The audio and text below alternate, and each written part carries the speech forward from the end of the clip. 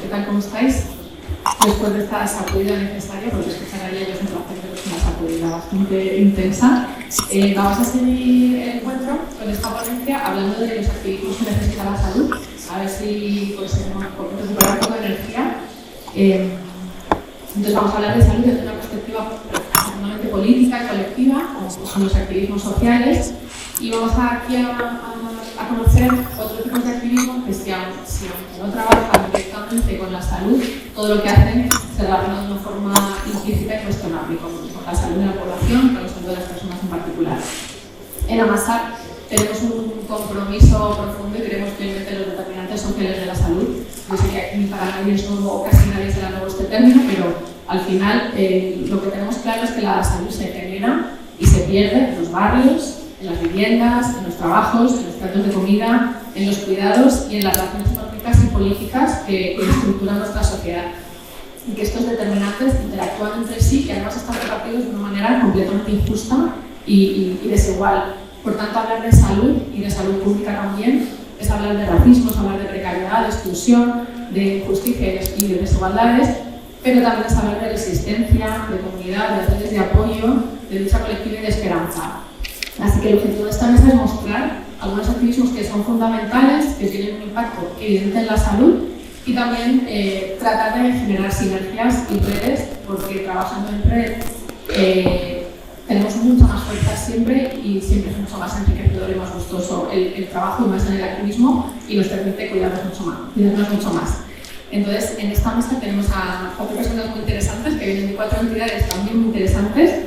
Lo voy a presentar por el orden en el que van a intervenir. Jordi Menéndez lleva toda la vida siendo activista por la educación, en el ocio y tiempo libre y que se llama educación transformadora, también por los derechos humanos y por la igualdad, pero actualmente es coordinador de Justicia Alimentaria, que es una organización que lleva décadas trabajando para conseguir un sistema alimentario justo, sostenible y saludable. Asia Tudiayo también es licenciada en enfermería, graduada en enfermería, siempre tuvo con mucho interés por esa intersección entre las ciencias sociales y las ciencias de la salud, y esto le ha llevado a militar en colectivos antirracistas, en colectivos feministas, y actualmente es portavoz del Sindicato de Inquilinos de Madrid y nos va a hablar de algo que es muy evidente, pero por lo menos no hay que dejar de repetir, que es el impacto de la vivienda en la salud. Nos acompaña también Alicia Carrizosa, que es de origen sevillano pero de corazón vallecano, y que en su trayectoria personal y profesional ha ido comprendiendo la importancia del barrio y de las redes de lo más local, y aquí milita en un centro social que se llama la Villana de Vallecas, y dentro de este centro social especialmente en un grupo de militancia feminista, y nos va a hablar de cómo es tan importante la red y la comunidad para conseguir mejorar nuestro bienestar y nuestra calidad de vida. Y finalmente también tenemos el honor de tener aquí a Erika Espínola, que es de origen paraguayo, es licenciada en Administración de Empresas y bueno, pues también tiene una trayectoria activista increíble. Ahora mismo es portavoz de la SEDOAC, que es el Servicio Doméstico Activo, que es de lo que más nos va a hablar, pero a la vez es portavoz estatal del movimiento por la regularización ya, o sea que tiene un activismo antirracista y feminista muy marcado. También es secretaria técnica en la Red de Mujeres Latinoamericanas y del Caribe, es directora del Centro de Empoderamiento para Mujeres Trabajadoras del Hogar y de los Cuidados, y nada, creo que va a ser muy interesante escuchar a los 4. Así que, bueno, aunque parece que son experiencias muy diversas entre sí, lo que hacen estas entidades, yo creo que vamos a conseguir tender algunos puentes y sobre todo impregnarnos de esta idea de que las luchas tienen que ser colectivas y cuanto más nos coordinemos y más nos unamos, mucho mejor.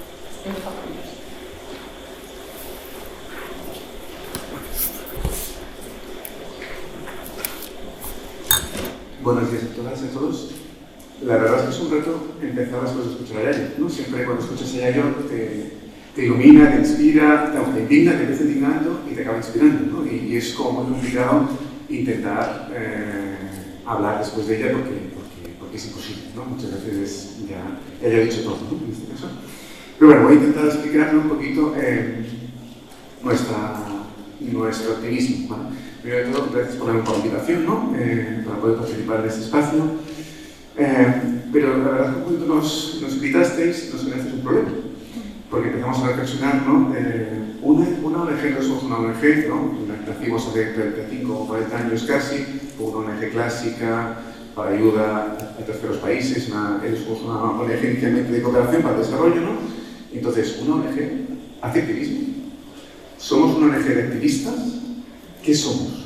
Y ahí estuvimos pues de debate, ¿no? Y es un debate que llevamos muchos años trabajando y reflexionando, y empezamos con lo básico. Pues empezamos con lo básico, ¿no? De qué es activismo. Vamos a buscar todas las posibles definiciones de activismo, con la RAE, Wikipedia, etc., ¿no? Para ver qué nos encontrábamos y si nos sentíamos cómodos con esta palabra y si podíamos aportar alguna cosa aquí. Bueno, no, si no, te quitamos la invitación, muy amablemente, muy contentas, y ya está. Decimos que no somos activistas o que no podemos por compromisos de agenda, que quedamos mejor, y así tenemos el paso, ¿no? Y entonces, pues, viendo las definiciones, nos genera la duda. ¿Sí? ¿No? Pero el activismo parece que es como muy individual, ¿no? Estamos hablando de una suma de personas, ¿no? que quieren transformar el mundo, ¿no? Y muchas veces, ¿qué hace una entidad? ¿Qué hace una ONG como nosotros, si somos activistas? ¿O somos una entidad de activistas, que no lo somos? Eso tenemos claro, que no somos un conjunto de activistas que nos hemos unido para transformar el mundo, sino que realmente somos una entidad que queremos transformar el mundo. Y por la casualidad de la vida encontramos una definición que nos sorprendió, sobre todo más el origen, que es del Pacto Mundial de la ONU, que no sé si lo conocéis, pero sería la parte patronal, ¿no? de la parte de Naciones Unidas donde se juntan las empresas, ¿no? Y ahí hablaban del activismo corporativo. Dijimos, ahí nos sentimos cómodos. Es una contradicción, ¿no? Como una ONG se siente cómoda con una ONG que queremos transformar el sistema alimentario, que queremos transformar el mundo, nos sentimos cómodas con el patronato, en este caso, ¿no? con las grandes corporaciones que están participando financiando la ONU. Pero bueno, nos pareció que era interesante porque comparábamos en la definición, lo que acaba diciendo es que las entidades, las empresas también pueden ser agentes de cambio. Y eso sí que nos sentimos cómodos. Somos una entidad que intentamos promover, ¿no? el cambio. Y nuestro cambio se centra especialmente y únicamente en el sistema alimentario. Somos una entidad que trabajamos para descubrir qué está pasando en el sistema alimentario, cómo está afectando a las múltiples crisis que ya nos ha hablado Yayo, y habla de guerras, hace unos años hablaba de crisis, ¿no? la crisis multifactorial, ahora no uso más el concepto de guerra, que es como más beneficista y que nos afecta más, ¿no? Y cómo el sistema alimentario pues, tiene esas diferentes afectaciones en todo lo que estamos viviendo y comiendo, ¿no? Y a partir de aquí es donde aceptamos la invitación y decimos, bueno, algo podemos aportar, vamos a intentar ver si podemos construir con las diferentes visiones, ¿no? que tenemos aquí, que tenemos distintas entidades de muy origen, de mucha diversidad en cuanto a origen y en cuanto a estructura también, ¿no? Para que se hagáis una idea, nosotros somos una ONG, tenemos un equipo, somos una ONG bastante establecida, más de 40 años trabajando en el Estado español, donde trabajamos en América Latina y África, donde nuestro el potencial más importante es el capital humano. Tenemos dos capitales humanos, el voluntariado, que estamos intentando llamar activista, pero nos cuesta mucho porque la gente histórica se sigue vinculando al tema del voluntariado, de cuando se construyó 07, etc., ¿no? de hace muchos años, un voluntariado, un activismo muy histórico, y luego tenemos un equipo humano, en este caso contratado, que también somos activistas.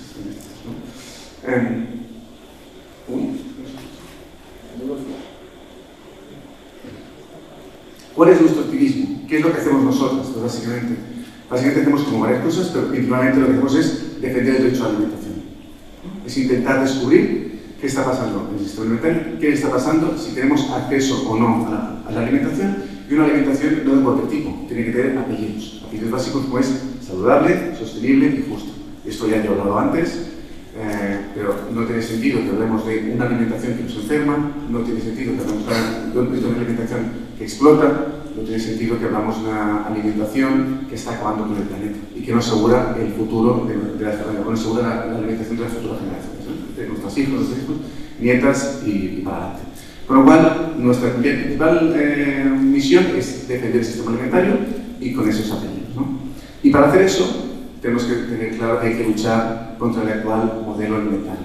Un actual modelo que es contaminante, que es injusto y que genera enfermedades, ¿no? Para eso, si no somos conscientes de esto, difícilmente podemos apostar por alguna transformación, ¿no? Entonces, nuestro primer punto, nuestro primer trabajo, básicamente, que hacemos es investigar qué está pasando con el sistema alimentario. Y eso llevamos 30 años investigando y denunciando constantemente eso, y apoyando la construcción de alternativas. Y esas alternativas que básicamente no nazcan de grandes pensadores, sino que nazcan de la comunidad, que son iniciativas sociales, ¿no? Y ahí es nuestro tercer pilar, básicamente, que tiene que ver con todo el tema de apoyar la soberanía alimentaria. Que no sé si todo el mundo conoce lo que es la soberanía alimentaria, pero es un concepto que nace hace 30 años ya, en el 96, por parte de los agricultores y agricultoras, campesinos y campesinas de todo el mundo, que están aliados en un movimiento social que se llama Vía Campesina. No sé si lo conocéis, pero básicamente en el 96 se empieza a hablar del tema del derecho a la alimentación y hay dos visiones. La visión técnica, ¿no? Vamos a dar de comer a cualquier persona, ¿no? Que nadie pase hambre. ¿Y esto cómo se hace? Le damos de comer. ¿Qué tipo de comida? Da igual. Si hay que darle barritas, se da barritas. Si hay que darle cereales, se da cereales. Si hay que darle cualquier cosa, se da cualquier cosa. Versus la soberanía alimentaria que dice que no es suficiente darle de comer a toda la población. Hay que darle de comer de una forma justa a las personas productoras, que la persona que quiera comer pueda decidir lo que quiere comer. No que haya de comer, que pueda decir una alimentación que esté adecuada a su cultura, a su territorio, que sea sostenible, que sea producida localmente, etcétera, etcétera, ¿no? Y entonces ahí es donde nosotros intentamos apostar y apoyar por todo el tema de esa mirada política que es la soberanía alimentaria. La seguridad alimentaria, que sería el asegurar la alimentación de todas las personas, es una solución técnica, está muy bien, no estamos de acuerdo en ella. Nosotros somos una entidad política, ya te decía, y nuestra apuesta siempre es por construir un modelo político alternativo, ¿vale? En este caso es la soberanía alimentaria. Y todo eso, pues hay que hacerlo no solamente con una visión más individual, sino hay que ser coherentes con una visión más feminista, decolonial y ecologista. No podemos, eso ya lo pensamos muy bien, el planeta es finito, las personas deben estar en el centro y para eso tenemos que poner ese modelo alimentario. No solamente tiene que ser justo, sostenible y saludable, sino que tiene que también ser feminista, decolonial y ecologista. Por lo cual, son muchos apellidos para intentar construir un modelo, ¿no?, de alimentación. Concretamente, ¿cuáles son nuestras herramientas? Y voy a empezar por una que hablaba ya yo al principio, creo que es de las básicas, que es las alianzas, ¿no? Cuando hablamos de alianzas, normalmente las entidades, las ONG, solemos pensar siempre en vamos a juntarnos con otras ONGs del sistema, más o menos, que así podemos aunar fuerzas y con eso podemos conseguir fondos. Las ONGs dependemos de fondos públicos, el 90% de las ONGs dependemos de subvenciones, con lo cual, pues para no competir entre nosotras, vamos a intentar, ¿no?, trabajar conjuntamente, progresar esa visión siempre de ONG con ONG. De ahí, hace 30 años, decidimos romper nuestro sistema. Nosotros no trabajamos con ONGs, no queremos trabajar con ONGs, y digamos que somos los bichos raros de las ONGs, porque no trabajamos con ninguna, o trabajamos con alguna muy puntualmente. Y es alguna que tiene una visión muy política, si no es difícil. No queremos ONGs técnicas, con las soluciones políticas. ¿Con quién trabajamos? Básicamente con movimientos sociales, con alianzas, con campesinos y campesinas, con profesionales de la salud, con profesionales de la educación, etcétera, que quieren trabajar en esa transformación del sistema alimentario. Nosotros somos expertas en una cosa, en el sistema alimentario: identificar, conocer las vulnerabilidades del sistema alimentario, pero somos capaces de llegar a los alumnos y a las alumnas. No somos pedagogos ni pedagogas, y queremos serlo, pero hay gente que es muy buena en eso, que son los docentes y las docentes. Nosotros trabajamos con docentes y básicamente en poder ver cómo construimos recursos educativos, pedagógicos, para poder transformar, para poder educar a las futuras generaciones de cómo trabajar el sistema alimentario dentro del aula, ¿no? Por ejemplo. Trabajamos con entidades ecologistas para ver cómo hacemos que esa alimentación, que el sistema alimentario que está vulnerando la parte más del planeta, podemos incluir nuevas miradas. Y luego trabajamos conjuntamente en buscar una alternativa. Trabajamos con asociaciones de madres y padres desde un punto de vista, o entidades de consumo, lo mismo. Desde un punto de vista individual, cómo construimos desde las individuales ese modelo alimentario alternativo. Ese sería como el primer pilar, ¿no? Y eso ya yo le he dado mucha importancia, y ya me acuerdo qué palabra utilizar porque no la he apuntado, pero sí que hablaba mucho de la importancia del actuar conjuntamente, ¿no? Que si no nos aliamos difícilmente podemos buscar esa alternativa, que solas no podemos transformar el mundo. Entonces, esas alianzas, para nosotros es un pilar básico y son siempre alianzas diferentes. Yo lo comentaré cuando hablamos de los que nos proponía, ¿no? ¿Por qué no habláis de retos y éxitos? Por eso, un poco de éxitos, ¿no? Y seguramente el éxito más importante hoy es estar aquí. Cuando hablamos de alianzas no estamos solas, es decir, que alguien como Amasar, si es para España, sea una alianza porque trabajamos desde hace muchos años y nos invite a participar aquí y nos invite como activistas, pues es un éxito para nosotros, ¿no? Que nos valoren, que tengan esa visión de nosotras, ¿no? Que somos una entidad que nos valore, ¿no? esa parte. Entonces, para nosotros esto es un éxito. Voy a ir muy rápido porque me quería centrar más en los retos que nos enfrenta al futuro, ¿no? Trabajamos sobre el tema de investigaciones, es una línea muy importante porque si queremos desmontar las bondades del actual sistema alimentario, que nos quieren vender por todos lados, o tenemos una investigación fiable, una investigación concienzuda y que no nos puedan atacar por ningún lado, no es posible, ¿no? Entonces, nuestras investigaciones de cómo afecta la alimentación procesada a la salud, por ejemplo, cómo afecta la carne a la salud, cómo afecta la producción de carne intensiva al medio ambiente, cómo afecta la publicidad a los niños y niñas, publicidad alimentaria siempre a los niños y niñas, en su salud, en sus hábitos de consumo, en su educación, etc. ¿Cómo hacemos investigación? Básicamente en esta línea. Entonces tenemos como varias líneas de actuación, hemos ido como tres grandes focos: alimentación y salud, alimentación, cambio climático y alimentación y feminismo, ¿no? Cómo está afectando el sistema alimentario de forma desigual entre hombres y mujeres, y eso nos olvidamos, ¿no? Muchas veces, pero es que las mujeres sufren una triple desigualdad en el sistema alimentario. Cuando hablamos también de educación transformadora, trabajamos con maestros, maestras en todas las etapas educativas, desde infantiles, de 0 a 3 años, que se puede empezar a trabajar hasta la universidad, de cómo podemos transformar el sistema alimentario y cómo podemos transformar ese currículum escolar para que los niños y niñas en las edades primeras, que incluso futuros docentes, futuras maestras, futuras personas de la sanidad, profesionales de la sanidad, puedan tener esa visión de que el sistema alimentario está afectando. Cuando venga una persona, una niña, una joven de 14, 15 años que está diciendo no quiero comer, porque me están diciendo las influencias qué es lo que tengo que hacer, pueda entender que va más allá de un tema físico, sino hay un tema de salud mental que tiene unos factores y unos agentes mediáticos que están condicionando, por lo cual hay que trabajar en esa visión. Trabajamos todo el tema de campañas, que seguramente es la parte más visible que estamos trabajando, entonces ahí trabajamos múltiples campañas, digamos, con los diferentes ámbitos que os decía, pues trabajamos campañas concretas que tienen que ver con investigación, con educación y luego con la parte de incidencia política. No tiene sentido quejarnos si no construimos, y eso decía ella también, ¿no? Es decir, es muy fácil evidenciar que el mundo no funciona, pero es más difícil construir, ¿no? Entonces intentamos construir, intentamos ofrecer propuestas políticas, pero también intentamos hacer que esas propuestas políticas las intentemos acompañar cuando se pueda a algunas administraciones públicas, ¿no? Entonces hemos estado trabajando en administraciones públicas de todos los colores, porque no es un tema de colores normalmente, o sea, los colores afectan mucho, sí que es verdad, pero sí que la voluntad de algunas políticas permite que podamos estar trabajando. Y en eso estamos trabajando. La incidencia política hay que trabajarla, hay que hacer una incidencia política muy importante que tenga que ver con la denuncia de cómo la gran industria alimentaria quiere vendernos que son la salvación del mundo. Cuando te viene el señor Joan Carlos y te dice que no hay problema, no os preocupéis, que los pisos son pequeños y no hace falta que tengan cocinas, que por un horno o por un microondas será suficiente y tenemos espacio para tener una cama, eso es una aberración. Nos están condicionando el futuro del sistema alimentario. Nos están diciendo que nos van a alimentar con la alimentación procesada antes de pensar que esa alimentación procesada tiene una serie de impactos ambientales, sociales, económicos, etc.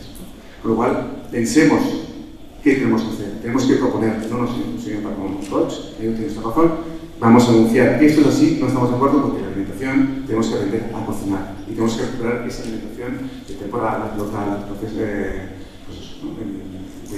de cocina, por otra vez, ¿no? Bueno, sí. ¿Y todo esto para qué? Pues básicamente pues, para transformar el sistema alimentario hacia un modelo alimentario más justo, sostenible, solidario, justo, etc. ¿no? Alimentación, que ya lo explica un poquito Lucía, que está todo rápido. Y me voy a centrar en la parte de logros y retos, ¿no? Cuando hablamos de logros, pues intentar dar vueltas, ¿qué logros podríamos asignar? Y la verdad es que son pocos como individuales, como organización, muchos si hablamos como colectivo, ¿vale? Nosotros impulsamos cambios, impulsamos con nuestras investigaciones, con nuestra educación, con nuestra incidencia, intentamos aliarnos para tener incidencia política. Y en eso sí que hemos conseguido con varias entidades, de las cuales AMASA forma parte dentro de SESPAS, de la cual AMASA forma parte, ¿no? Que estamos conjuntamente trabajando en una alianza, que es la Alianza por la Alimentación Saludable y Sostenible, que básicamente hemos impulsado a hablar de los comedores escolares son sostenibles, saludables, locales. Hemos impulsado para trabajar a favor de la creación de una ley de publicidad contra la industria alimentaria, cómo la industria alimentaria está haciendo publicidad sobre alimentos a niños y niñas pequeñas de 7, 6, 8, 10 años, y es una alimentación que, si veis algún anuncio, difícilmente veis algún anuncio de alimentación saludable y sostenible. Básicamente son bollería, bebida refrescante, etc. Más allá de los plátanos de Canarias, que también podemos denunciar sobre el tema no hay ningún anuncio seguramente de alimentación fresca o de frutas. Estamos trabajando también con un tema de la ley del impuesto a las bebidas hidrocarbonadas azucaradas, ¿no? Todo el tema del impuesto de la Coca-Cola, etc. Pues conseguimos trabajar conjuntamente en alianza y conseguimos que se impulsara con una carambola de esas situaciones, pero conseguimos que se impulsara en Cataluña y posteriormente en el Estado. Por lo cual, logros tenemos. Pero luego, como justicia alimentaria, yo creo que pocos, si no es en conjunto con mucha otra gente. Y para esta parte, los activismos, sí que el gran reto, y el lanzo con los retos, es cómo conseguimos unirnos con más gente, cómo conseguimos trabajar articuladamente para transformar. Porque si no, difícilmente vamos a tener impacto, ¿no? Decía antes yo que las transformaciones se hacen cuando uno empieza a andar, ¿no? Pero normalmente cuando uno empieza a andar se siente solo. Y sobre todo cuando lleva andando varios años sola, difícilmente puede encontrar respuesta, y lo que hace es desesperarse y dejarlo. Si conseguimos juntarnos, conseguimos articularnos, conseguimos construir colectivamente propuestas, es más sencillo, porque cuando uno se desanima, alguien le empuja. Y cuando uno tiene energía, porque ha descubierto que otro prisma de la misma problemática nos permite atacar a esa industria alimentaria, industria alimentística, sí, que es la industria y el gran capital, te permite coger otra vez energía, fuerzas y trabajar conjuntamente. Y la suma de ideas es lo que transforma el mundo. Y para nosotros el gran reto básicamente es cómo hacemos esas alianzas, el primero, y el segundo gran reto, que no sé el mío, es cómo hacemos que esa alimentación, que es lo que trabajamos, llegue a todo el mundo por igual. Hablamos de que un 15%, creo que decía ya yo, ¿no?, de población que no tiene acceso a nada, porque está, ¿no?, vulnerable. La alimentación es un ejemplo claro. La alimentación tiene etiquetas, depende del código de barras, el código postal donde ibas, sabes qué tipo de alimentación vas a tener, qué tipo de enfermedades vas a tener. Si comes mal, tienes si comes procesado o alimentación industrial que sabe que tienes acceso con un tema de precio, seguramente vas a desarrollar un tipo de enfermedades que, si tienes una capacidad económica, no vas a hacer. ¿Quién puede consumir productos ecológicos que tengan mucho dinero y se lo pueda permitir? Pero es normal que estemos subvencionando la agricultura intensiva, las ganaderías intensivas, que estemos subvencionando con el IVA a bebida, a alimentación procesada de baja calidad, y en cambio no estemos promocionando una alimentación sostenible y saludable, con el tema de los impuestos. ¿Por qué no generamos un IVA cero para la alimentación sana y saludable en vez de favorecer a la orilla industrial, por ejemplo, ¿no? Y en eso es en lo que tenemos que ser capaces. ¿Cómo hacemos una alimentación que no dejemos a nadie atrás? Que no dejemos a nadie atrás no solamente en cuanto a acceso, sino en cuanto a cómo producen, a las justicias. Todo el mundo le gusta las fresas, pero cuando ves cómo están produciendo las fresas, las jornaleras, en Almería, se te cae el corazón, ¿no? Y todo el mundo quiere ir al mes de febrero, como este año, y llevar las fresas a todos los grandes superficies de distribución, y decías, qué guay, tenemos fresas, pero ¿quién las ha producido? ¿Con qué condiciones? ¿Cómo? Tenemos que ser capaces de pensar en eso. Un sistema alimentario o una articulación para trabajar conjuntamente para no dejar nunca nada atrás.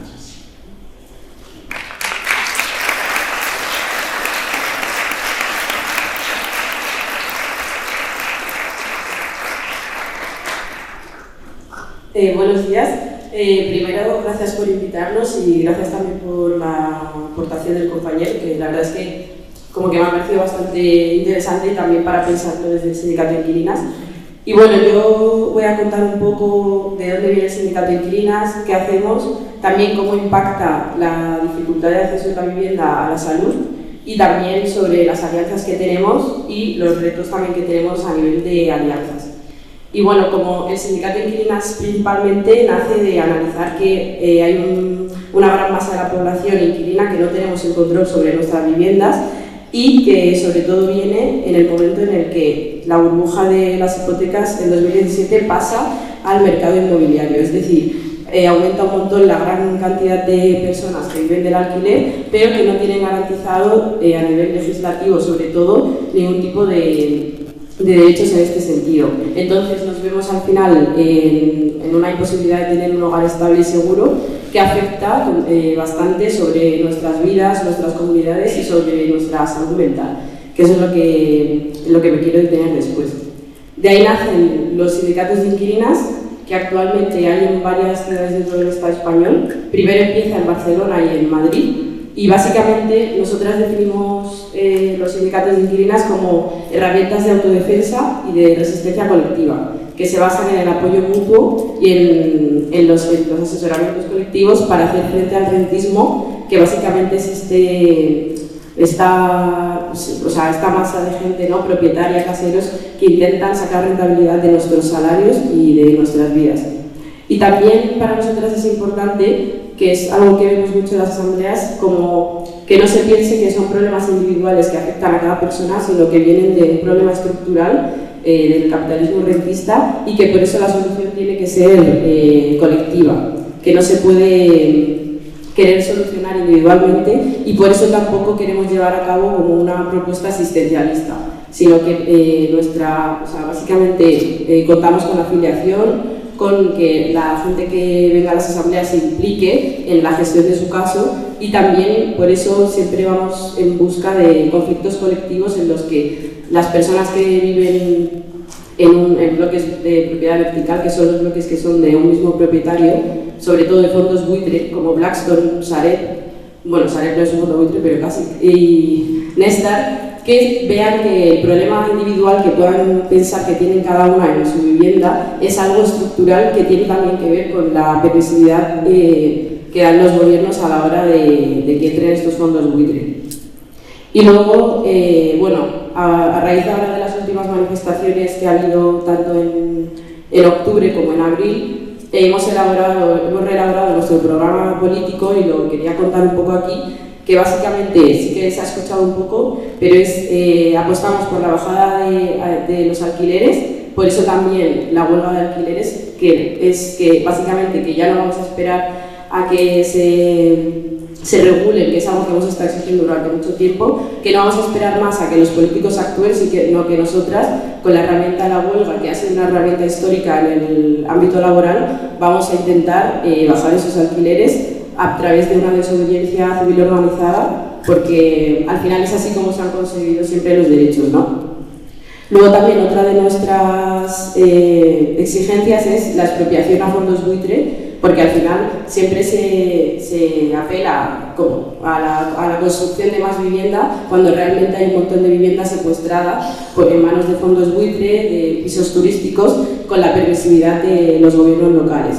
También, por eso queremos terminar con los alquileres de temporada y habitacionales, que lo único que hacen es vulnerar los derechos, que son pocos, pero que se han conseguido con la última ley de vivienda, en la que el sindicato de inquilinas también estuvo presionando bastante, pero que al final hemos visto cómo, aunque esté esa ley de vivienda, siempre existe una manera de pontearla, y es pues con este tipo de alquileres en los que te pueden renovar cada poco tiempo. También la gente más vulnerable acaba en ese tipo de contratos, la gente migrante, que también explicaré más adelante cómo estamos trabajando alianzas con estos colectivos. También hemos estado exigiendo la prohibición de los desahucios y la desarticulación de desocupa, que es algo también, una herramienta que en los últimos años ha crecido bastante por parte de rentistas y propietarios para violentar a las personas que viven de alquiler, y que ya no es solo la administración la que no protege, sino que también tenemos a estas bandas de matores que persiguen a las personas en esta vulnerabilidad de vivienda. Y bueno, luego también, por contar un poco que he comentado lo de las huelgas, actualmente, desde que empezamos esto de la huelga de alquileres, estamos ahora en Madrid, como que desde el año pasado se ha empezado una huelga parcial en un fondo buitre que se llama Nestar, y en Cataluña están en una huelga con la Caixa, que son también como grandes propietarios que no pues que no quieren, pues que aplican cláusulas abusivas, etc. Y bueno, por contar un poco qué hacemos en el sindicato y cómo nos organizamos, como contaba antes, básicamente nosotras venimos del apoyo mutuo y las asambleas son los primeros espacios para politización de las personas que se acercan.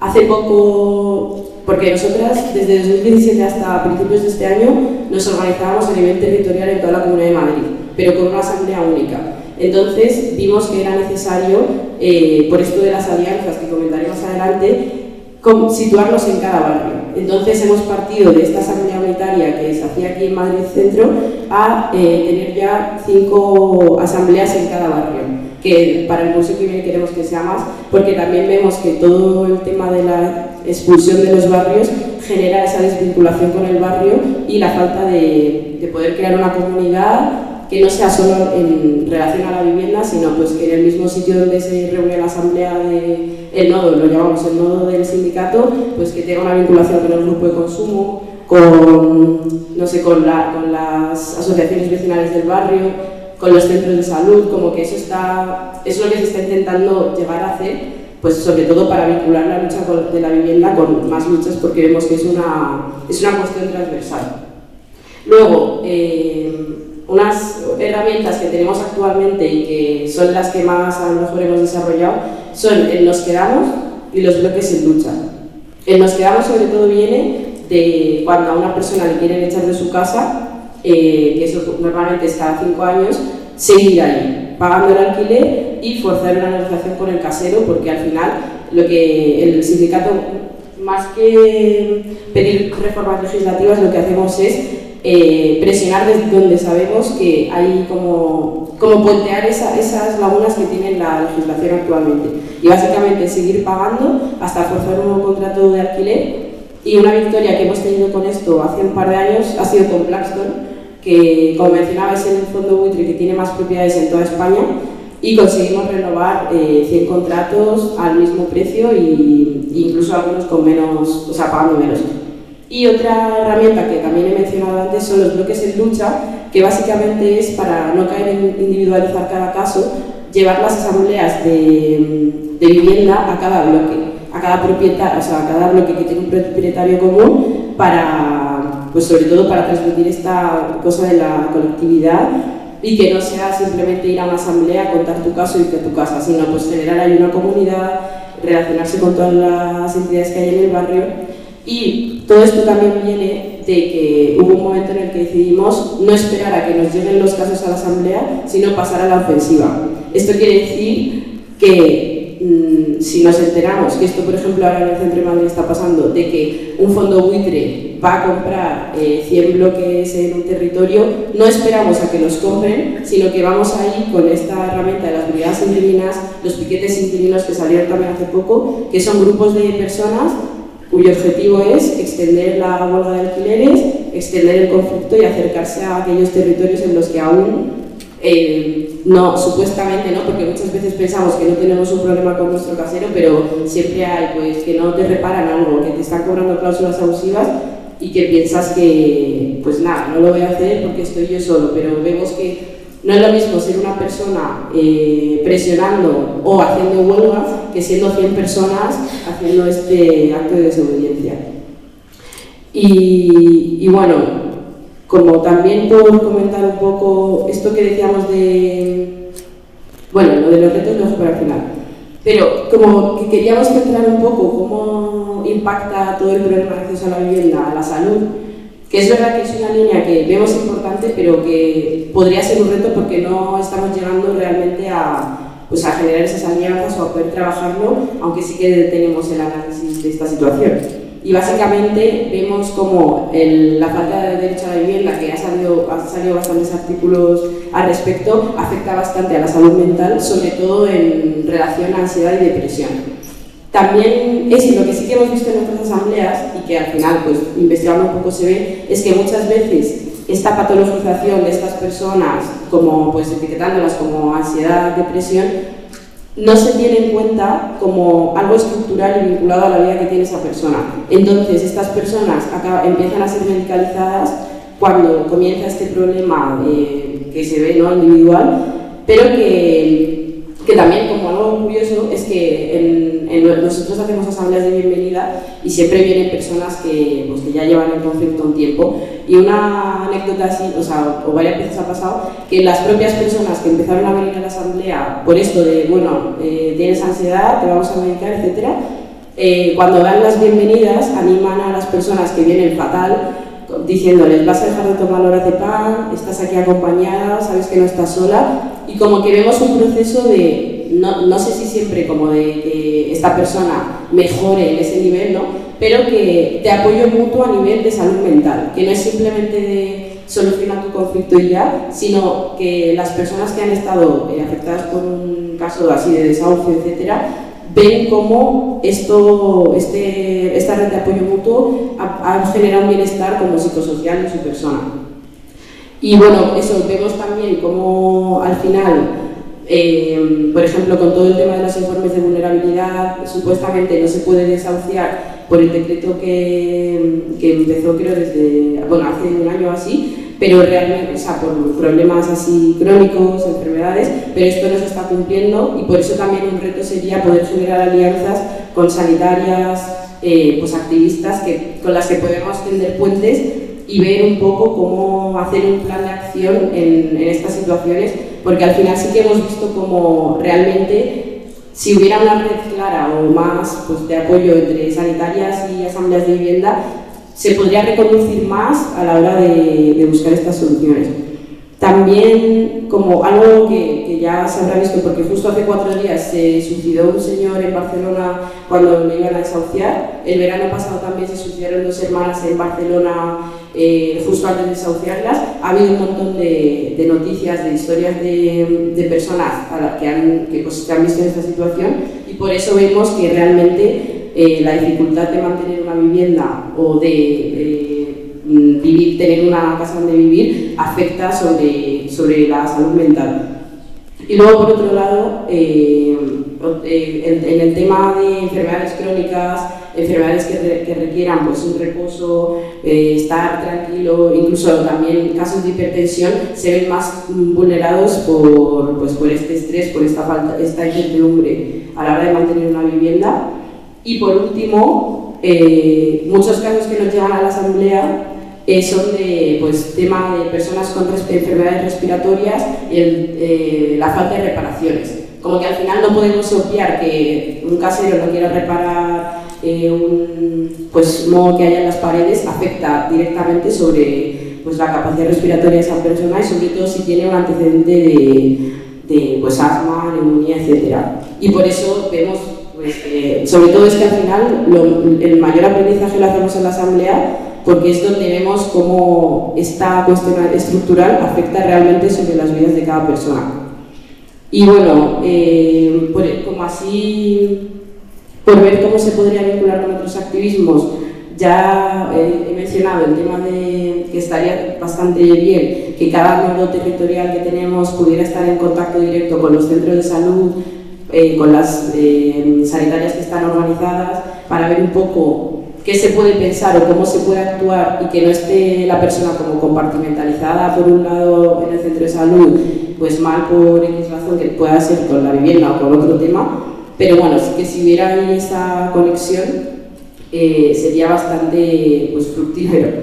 Y luego también, como ya no tanto desde del ámbito de la salud, desde el sindicato sí que vemos que la lucha por el acceso a la vivienda es una lucha transversal y por eso también desde hace unos años empezamos un proceso de confederación de luchas en el que básicamente vemos que el conflicto no es simplemente contra el capital rentista, sino que es una crisis multidimensional, ecosocial, capitalista, de la reproducción, de cuidados, y que al final es necesario aliarnos con todas las organizaciones para conseguir crear herramientas comunes, infraestructuras propias y tener otras vidas más vivibles y tener control de nuestras vidas, y por eso empezamos a reunirnos cada poco tiempo, que hace poco tuvimos la última formación, con sindicatos laborales, ecologistas, también de feministas,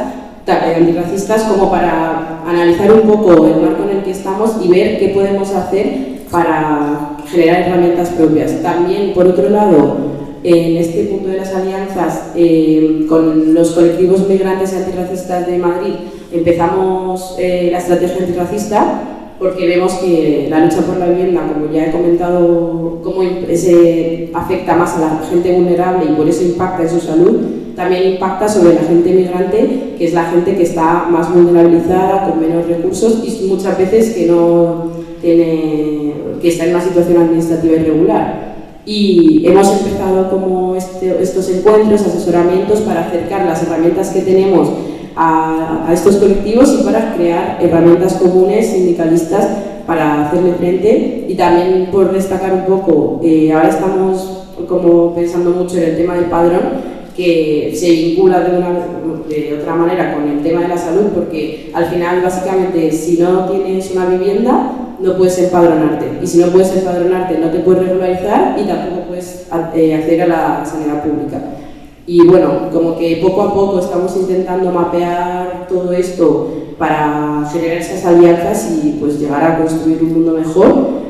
Y nada, porque luego como de retos pendientes, aparte de esto que he comentado, evidentemente pues desmercantilizar la vivienda y que deje que un bien de necesidad común, como es la vivienda, deje de serlo para, pues para construir estas comunidades en lucha, pero somos conscientes de que es una lucha que requiere bastante tiempo, pero bueno, estamos ahí intentándolo y nada. Y por eso también nos gusta venir a este tipo de espacios, porque también nos hace un poco ponernos a pensar en el tema de la salud, que nos cuesta bastante, pero que es algo con lo que nos queremos poner.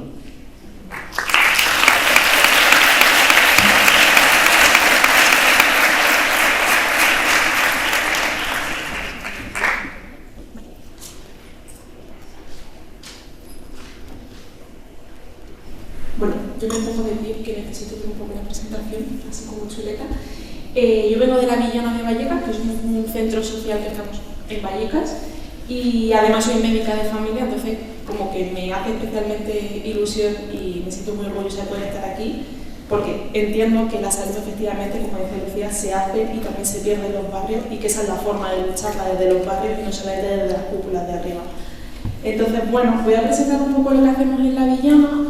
Somos un centro social donde habitamos 19 colectivos y al final pues somos eso, un conjunto de colectivos que más que estar por separado trabajando intentamos hacer una cosa como más en común. Desde allá yo lo de no es momento para estar solas y eso lo tenemos muy patente. En la foto de la derecha podemos ver el día del apagón, que de forma espontánea fuimos uniéndonos allí en la puerta de La Villana, las que vivíamos cerca, porque pensamos que era una forma mucho más amable y fácil de soportar ese día cuando estábamos viviendo un apagón, como un poco lo que pasa con los apagones de derechos sociales que estamos viviendo a diario, ¿no? Entonces, esta es una foto de la presentación del nuevo local de La Villana, que bueno, compramos el local en una nueva zona del barrio, la zona de San Diego estamos ahora, y básicamente La Villana es lo que vamos haciendo. Este es un mural que he pintado en la entrada que intenta resumir un poco todas las luchas que habitan en nuestro espacio y que voy presentando ahora. He intentado como resumir y categorizar los diferentes colectivos para hacerlo un poco más dinámico, pero claro, no deja de ser una lista de colectivos que voy a mencionar, pero bueno, quiero ir mencionando como también la vinculación que tienen estas luchas con la salud, ¿vale? Entonces, el primer bloque sería la soberanía alimentaria.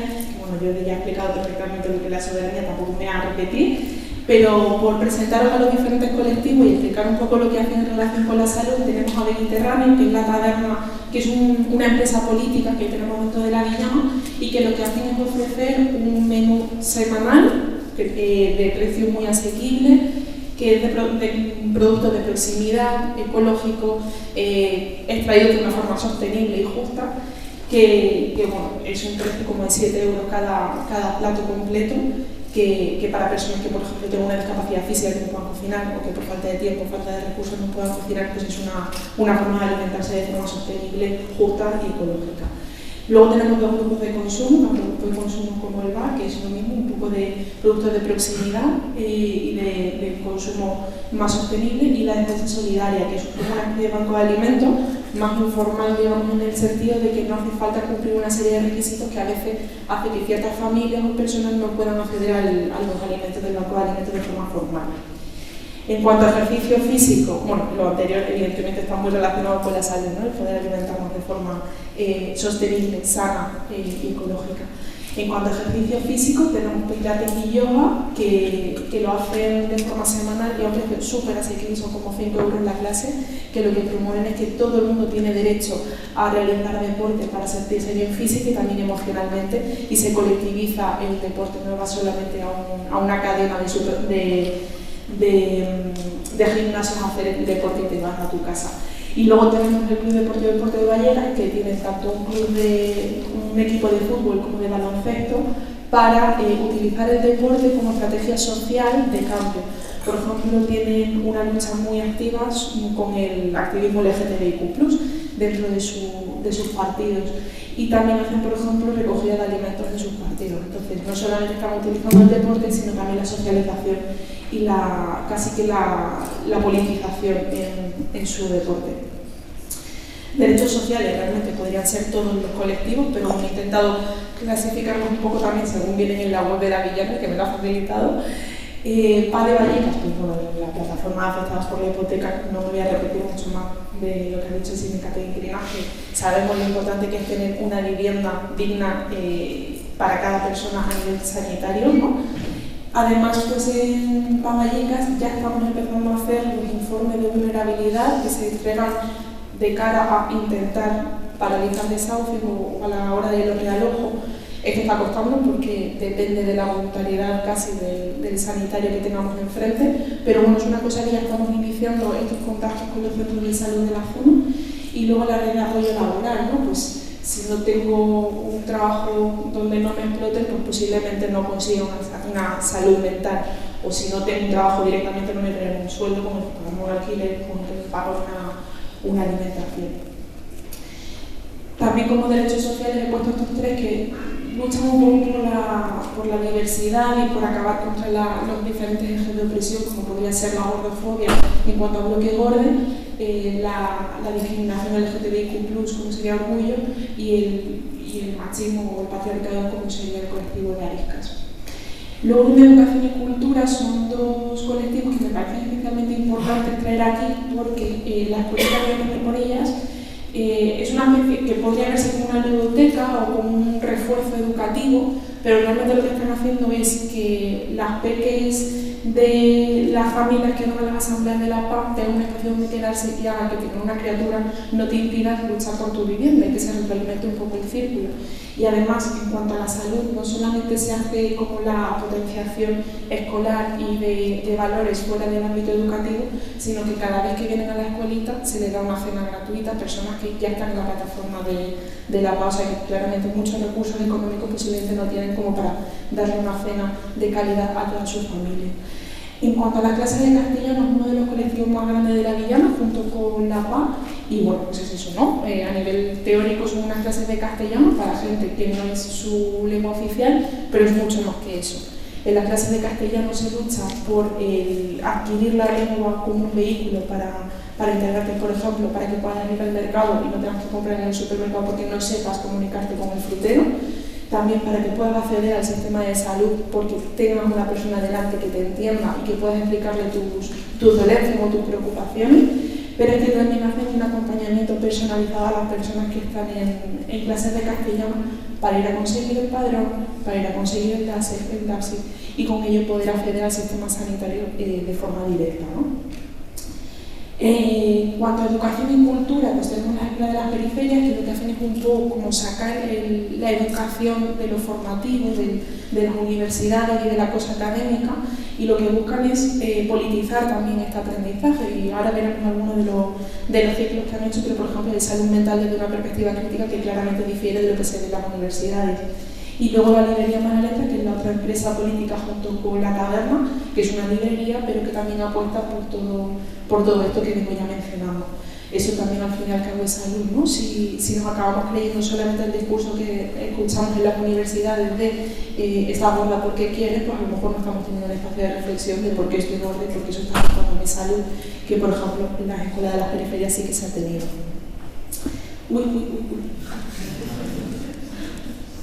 Vale, en comunicación, y ya termino con los colectivos, tenemos Radio Vallecas y Radio Villama, que podríamos decir que esto no tiene mucho que ver con la salud, pero sí que lo tiene, ¿no? Si yo tengo un medio de comunicación donde la información es veraz, hablan de los problemas que a mí me interesan precisamente para colectivizar, que la solución tiene que ser colectiva porque el problema no es individual, y también, por ejemplo, para huir de la publicidad, como decía Jordi, de los productos precocinados, ¿no? Pues, por ejemplo, eso también repercute directamente sobre la salud. Y luego el podcast de Nadie hablará de nosotras, que es sobre antigordofobia también. Entonces, ¿qué hacemos por la salud? Pues hacemos muchas cosas. Yo como médica tengo la baza de que sé qué cosas no hacemos en consulta por la salud. Y empezamos por decir que hacemos salud solamente con las personas que vienen a la consulta. ¿Quién viene a la consulta? Pues quien puede desplazarse a la consulta, quien no tiene familiares a su cargo que tenga que dejar solos para desplazarse a la consulta y sobre todo quien tiene derecho a venir a la consulta. Y eso es lo primero que hacemos, la lucha por el acceso al sistema sanitario, ¿no? Hay múltiples talleres que hemos hecho en la Villama sobre acceso al sistema sanitario tanto para profesionales como para no profesionales, porque las profesionales muchas veces no sabemos qué pasa con esa persona que viene y nos dicen facturación. Facturación es que le van a cobrar la asistencia que le estamos prestando a una persona que viene a lo mejor por una urgencia médica. Entonces se hacen diferentes talleres, como decía, de acompañamiento individualizado para acceder a las consultas de forma legal y que no les cueste dinero a las personas. También como acciones más directas por la salud, porque yo creo que todas están relacionadas, como decía, con la salud de alguna forma, pero así como ejemplos más claros, tenemos Sanidad Orgullosa, que nace de Orgullo Vallecano y que lo que utiliza es una bidireccionalidad con sanitaria para intentar promover la mirada LGTBIQ+ en las consultas. Y por ejemplo hicieron una charla sobre el uso de la PrEP, y no solamente era para la población sino también para las sanitarias para acabar con el estigma. O por ejemplo, ¿en qué cambiarías de la sanidad pública como persona del colectivo? Pues tenemos que escuchar cuáles son las demandas para poder cambiarlo, no podemos aflorar de la consulta si seguimos con la bata sin escuchar nada más. Acciones contra la gordofobia, por ejemplo, en el bloque gordo hicieron cuando la entrega de Princesa Asturias a Authentic, charlas sobre suicidio, taller de primeros auxilios, informes sanitarios sobre situación de vulnerabilidad que ya hablaba anteriormente, y luego que parece que no tiene tanta relación directa sobre la salud, pero creo que es importantísimo, ciclos como de reflexión, ¿no? Si no tenemos espacio de reflexión no vamos a cuestionarnos qué está pasando con nuestra salud, por qué seguimos yendo a la consulta para que otra persona nos cuide, por qué no somos capaces nosotras de tomar ese papel activo. Pues por ejemplo en la Agenda de las Periferias, como decía, tuvieron un itinerario crítico de salud mental donde se colectivizaba el politizar el malestar, no solamente acabar en la medicalización, sino también un poco intentar la lucha colectiva para solucionarlo. Hablemos de cuidado, una conversación política entre las diferentes socios de la Villama para hablar del cuidado de nosotras como colectivo, porque lo de divide y vencerás está claro, ¿no? Pues tenemos que cuidarnos nosotras también para poder seguir existiendo en conjunto. Y luego, por ejemplo, este taller que yo participé como oyente de Utopías Transfeministas, porque lo que intentaba un poco crear una reflexión de qué cosas nos pueden seguir alentando a luchar, como decía Yayo, ¿no? Que si nos quedamos solamente en la crítica nos paraliza. Si nos quedamos en la queja, nos deprimimos, pues tenemos que luchar de forma colectiva por ese futuro utópico disfrutón que es posible. También otras cosas directas sobre la salud, pues luchas contra acciones contra las casas de apuestas, un bailódromo, puede haber algo más bonito que bailar con tus vecinas como forma de promover la salud, o la proyección del docu sobre las residencias y el COVID. Y luego esto, que lo comentaré luego en las comunicaciones orales, pero vamos a hacer unas jornadas que son este domingo, por si no os quedáis a la comunicación, apuntadlo. Este domingo en la Villama, de 10 a 6, y va a ser con profesionales sanitarias de Centros de Salud de la Zona y del CMS, del Centro Municipal de Salud Comunitaria, y vamos a tocar temas de alimentación, gordofobia, inclusión sanitaria y vivienda. ¿Vale? Luego pondré el QR en la comunicación. Se hizo también este texto que se llama Nuestra Casa es Otra, que es una reflexión sobre la salud y que se llevó a un parque del barrio para colectivizarlo con las vecinas y se dieron reflexiones muy bonitas. Y luego ya quizás que parezca un poco menos directo con la salud, pero que ya sabemos que es absolutamente relevante, pues lucha directa contra los desahucios, asesoría de vivienda, asesoramiento sobre derechos laborales, taller de empleo doméstico a personas cuidadoras, recogida de alimentos, tanto en los partidos de puerto como en el Tetafés, por ejemplo, que es un festival que hace orgullo. Los menús semanales que ofrecen sus platos son 7,50. Es asequible en comparación con los menús que podemos tener en el Mercadona, por ejemplo, ¿no? Luego, por ejemplo, teníamos este huerto, cuando estábamos en el antiguo local, un espacio solar que estaba abandonado se transformó en un huerto ocupado, pero un huerto que se transformó en un solar abandonado para poder utilizar alimentos producidos en conjunto para las vecinas del barrio. Y contra otros ejes de opresión, como comentaba, la gordofobia, el racismo, ¿no? El racismo en el entorno laboral, con una conversación al respecto, contra la transfobia, cuentos para recordar al mundo, que es para visibilizar la gordofobia que sufren las infancias, manifestación, por supuesto, contra el patriarcado, el 8M, o contra el orgullo crítico que va a ser ahora el Día 21. Y luego, como decía, creemos que cualquier cosa al final que hagamos en común acaba repercutiendo sobre la salud. Y un poco es esto. He puesto algunos de los ejemplos. Claro, llevamos 13 años como centro social, hemos hecho muchísimas cosas que podría estar aquí relatando durante mucho tiempo. Y he puesto algunas que me parecieron especialmente bonitas, como puede ser un taller de costuras entre vecinos. Si no conoces a tus vecinas, es muy fácil desarticularnos. Tortillazos por Lucera, que era simplemente estar a la fresca, igual que la reunión de amigas, pues estar a la fresca con tus vecinos y hablar de las cosas que te preocupan, que muchas veces salen temas de salud mental, de cuidado, por ejemplo, clubes de lectura donde también se colectiviza, ¿no? la lectura, porque por ejemplo nosotros lo que apostamos es porque no todo el mundo tiene tiempo o recursos mentales para leerse un libro, pero que eso no te tiene que dejar fuera de poder participar en un club de lectura. Y en nuestros clubes tiene gente que no se ha leído el libro y que igualmente puede participar. Taller de podcast, un cineforum, múltiples cosas. ¿Y esto dónde lo hacemos? Pues como decía, estamos en San Diego, justo en el parque de Hacemos Acero, que está al lado del Centro de Salud del Soldevilla. Ahora tenemos un espacio precioso, enorme, como 300 metros cuadrados, una cosa así, que sostenemos gracias a la cuota de las 400 casi socias que somos. Y una cosa muy bonita que tiene el espacio es que, como veis ahí, hay una ventanita y es que todas las aulas están conectadas entre ellas por cristalera, porque creemos que la lucha nunca puede ser individual y cerrada en un mismo colectivo, sino que tiene que ser una cosa interdisciplinar, intersectorial. Entonces, desde cada aula pueden ver lo que están haciendo en las otras aulas los otros colectivos, que claro, se puede cerrar si necesitamos por privacidad, pero que un poco la lucha que tenemos en mente es esa. También tenemos la posibilidad de reunirnos en otros espacios, como puede ser en el espacio que tiene físicamente la despensa para guardar sus alimentos, en la horizontal, en la brecha, que son otros centros sociales de la zona con los que también tejemos alianza, porque es importante no quedarnos solamente en el territorio que habitamos, sino también distribuirnos y también en redes sociales, ¿no? Que nos podéis buscar. He tapado el Twitter y he puesto en Blue Sky, pero seguimos en los dos, ¿vale? Y por supuesto en las calles. No podemos olvidar que la lucha se hace en la calle porque es ahí de donde venimos. Por ejemplo, un ocupar la plaza que hicimos cuando hicimos la presentación del nuevo local. Esto de aquí, por ejemplo, es cuando vino Silvia Federici a hablar sobre el poder de lo barrial, la manifestación de la vivienda, en el Spotnik, que es también un parque autogestionado que tenemos.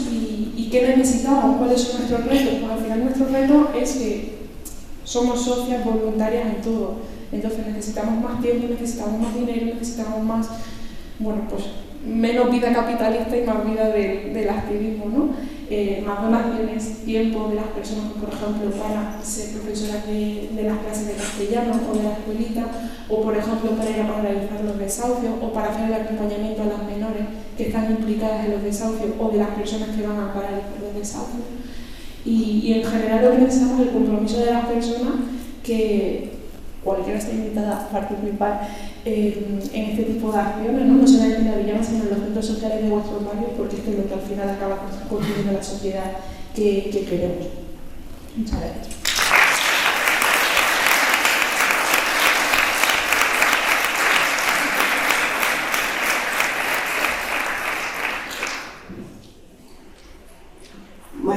Muy buenos días, mi nombre nombre es Edith. Antes que nada agradecer a la asociación por la invitación.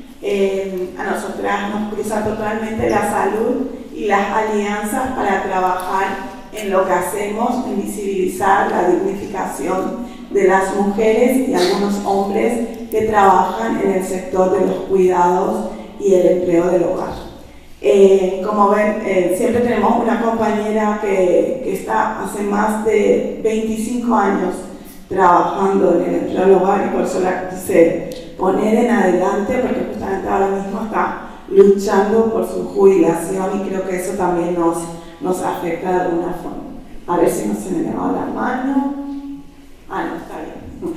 Vale. CEDOAC es una organización autoorganizada de mujeres trabajadoras del hogar. Nosotras tenemos más de 20 años, que se dice muy rápido, pero nuestro activismo siempre fue los domingos, que era el único día libre que generalmente tenemos para disfrutar cuando salimos de nuestros trabajos. El corazón de nuestro activismo son 4 pilares fundamentales para nosotras, que es el empoderamiento, la sensibilización, el trabajo en red y la incidencia política.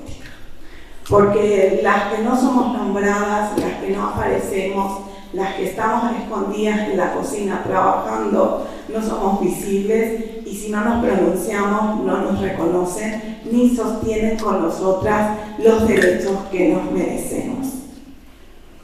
CEDOAC desde el 2019 gestiona el Centro de Empoderamiento para Trabajadoras del Hogar y los Cuidados, que ha sido y conseguido por un trabajo colectivo de asociaciones y entidades que trabajan por los derechos de las trabajadoras del hogar.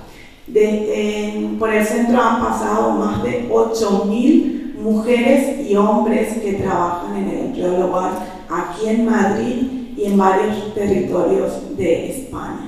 Es importante mencionar que nosotras hacemos, y que se entienda sobre todo que este privilegio, porque para nosotras es un privilegio tener un lugar propio, se abre de jueves a domingo, que son los días que las compañeras pueden salir a obtener la información que necesitan para seguir sosteniendo esos trabajos tan precarios. El espacio no es solamente de mujeres migrantes, sino también es de muchísimas mujeres españolas que están trabajando en precarios trabajos de limpieza, limpiando portales, cuidando sin estar de alta en la seguridad social. Por eso es tan importante tener un servicio especializado laboral dentro del sistema especial, que es especialmente discriminatorio para las trabajadoras del hogar. También tenemos una orientación específica para el sector de cuidados, limpieza, trabajo, residencia y todo lo que tenga que ver con formación sociosanitaria, para que puedan tener unas mínimas herramientas al entrar en este trabajo, que es una todología, porque limpias, cocinas, paseas al perro, pones inyecciones, no dormís de noche, te vas a hacer las compras, y sobre todo también cuidas a personas dependientes, y muchas veces las compañeras no están formadas, y intentamos que tengan estas mínimas herramientas para que ellas se puedan cuidar mientras cuidan a otras personas.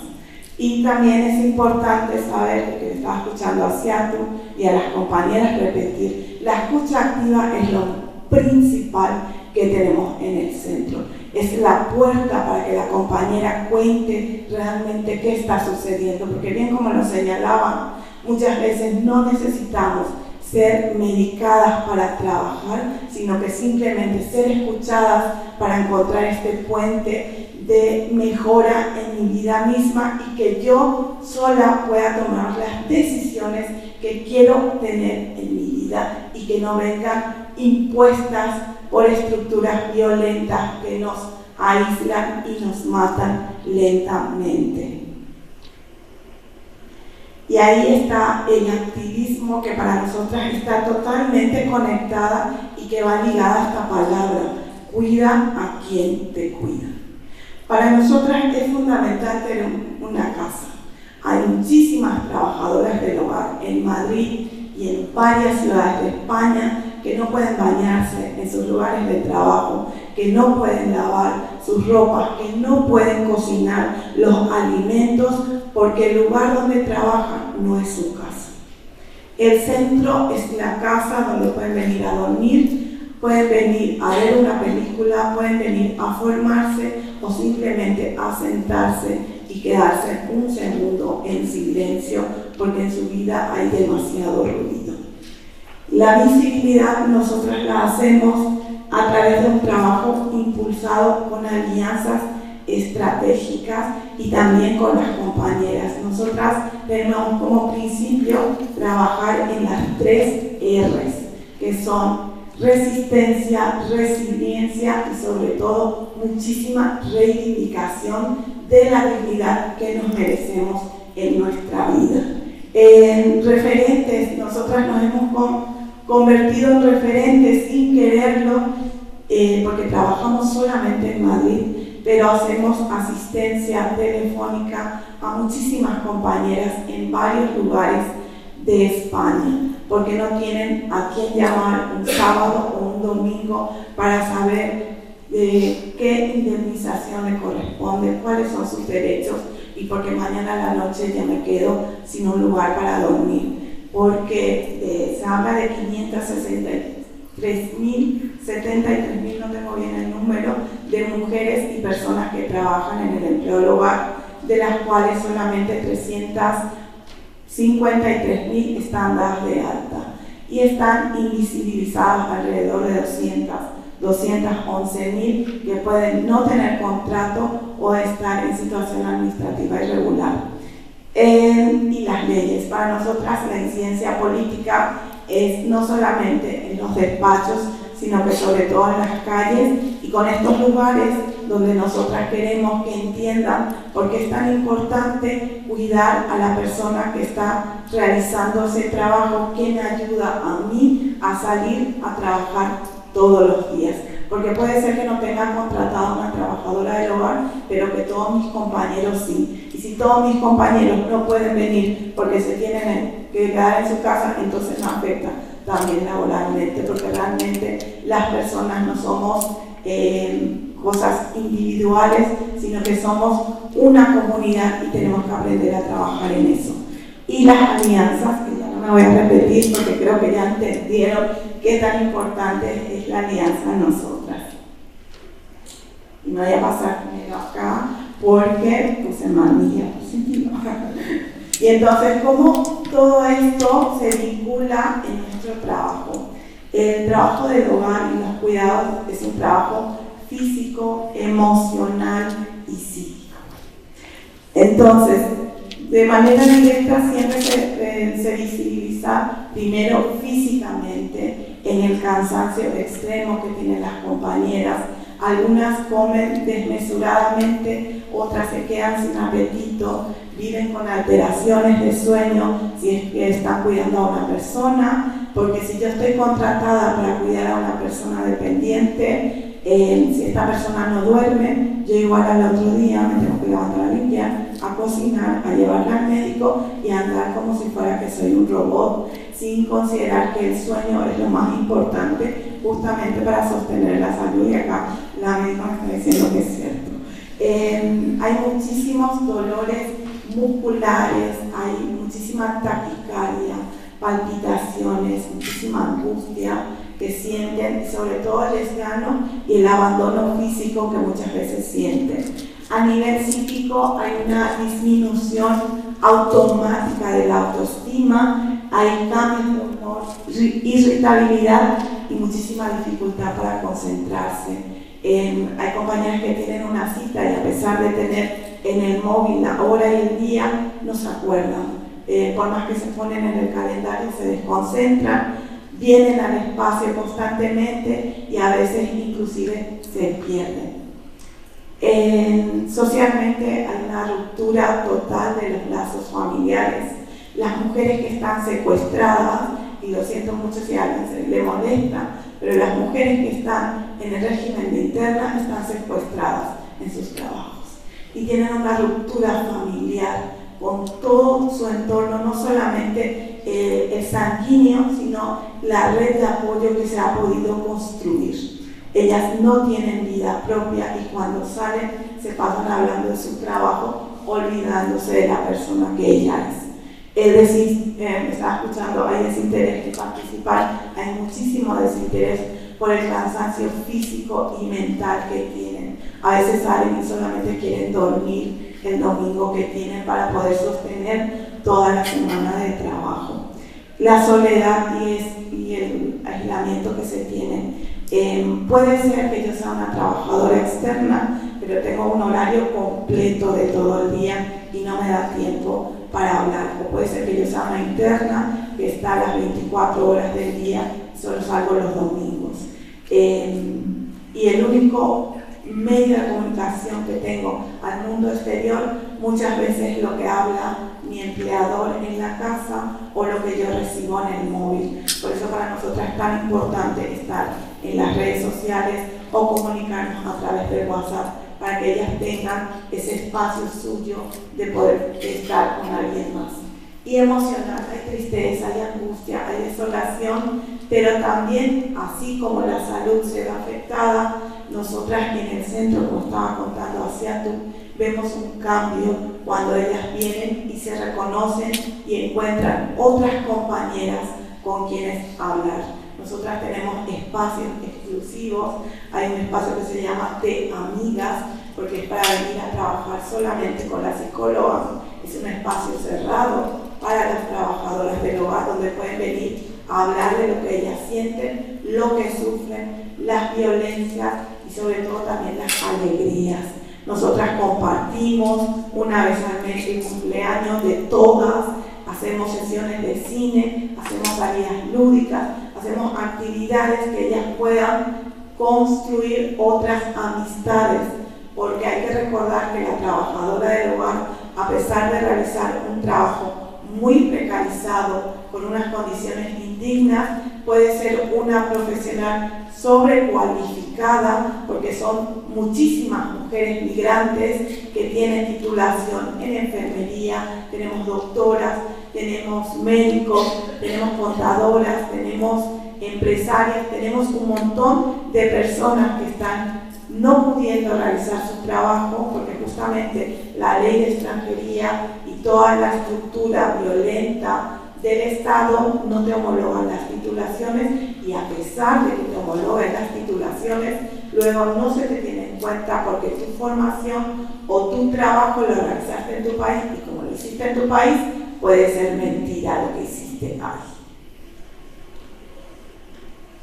Y ante todo esto, nosotras tenemos miles de retos que los he empequeñecido en 6 cositas. Para nosotras, que entiendan que el régimen general tiene que ser el régimen para todos los trabajadores es lo principal. Nosotras estamos en un sistema especial, que es un sistema especialmente discriminatorio para nosotras, porque no tenemos la igualdad de condiciones que el resto de sectores. El paro retroactivo, ahí está mal la fecha porque también tengo dislexia y me olvido las cosas.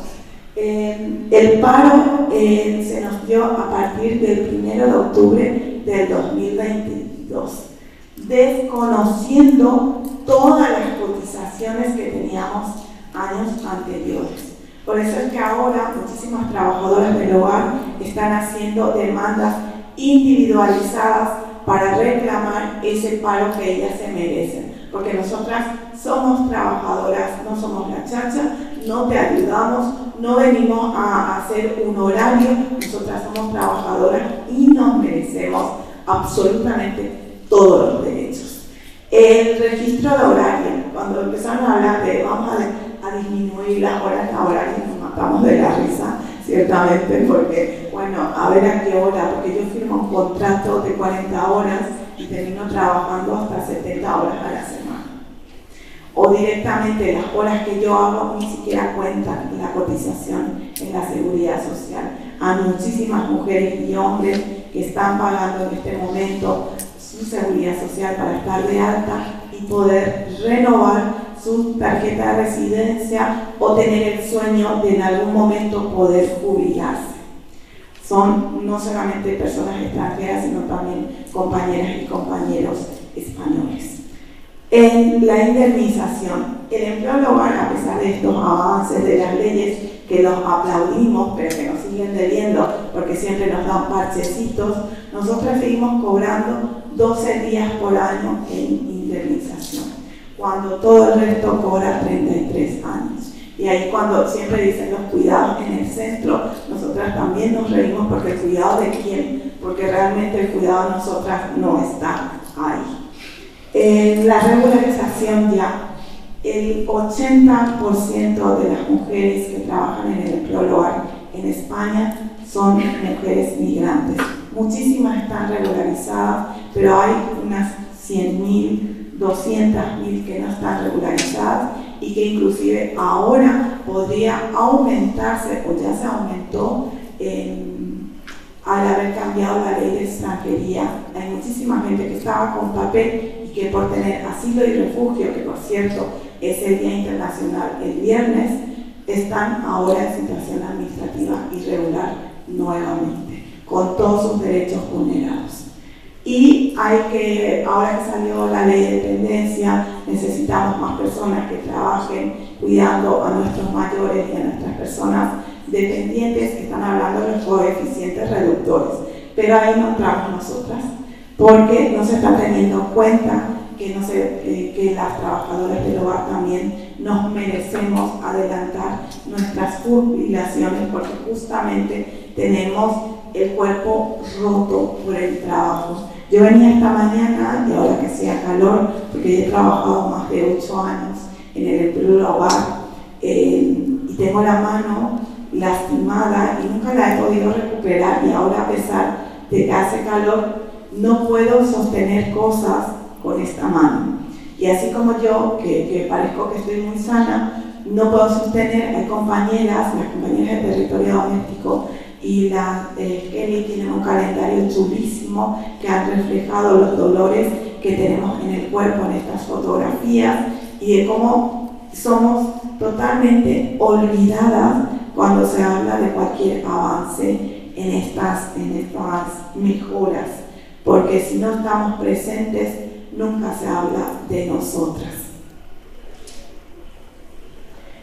Y hablo de las alianzas, pongo las alianzas directas porque realmente CEDOA trabaja desde hace más de 5 años que por fin, entre todas las asociaciones de trabajadoras de España, crear una plataforma. Estamos más de 80 asociaciones, no podía poner todos los logos porque no se iba a terminar este cartel, pero sí de manera directa. Nosotros estamos en la red Latinas, en regularización ya. Estamos cediendo el espacio al CETIC a las caminantas, que es un grupo de mujeres ex trabajadoras del hogar que tienen una obra de teatro que se llama Las Caminantas y que próximamente en septiembre o en octubre vamos a presentar en el CETIC su documental para que puedan también participar.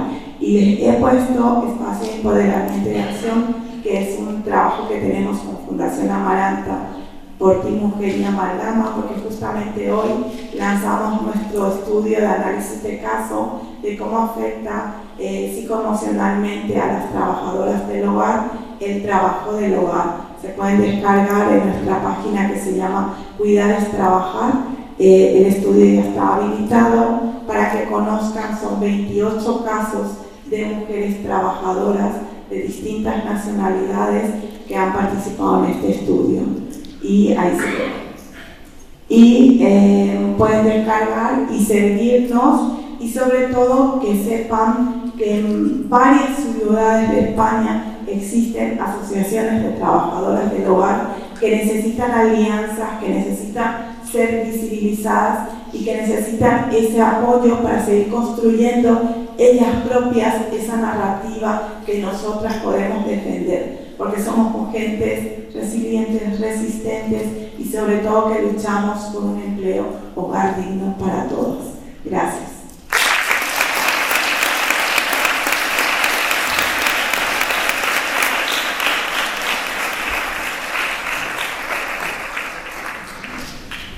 Vamos súper bien de tiempo, así que todas las preguntas que os habéis guardado antes las podéis empezar a pensar y a sacar ahora.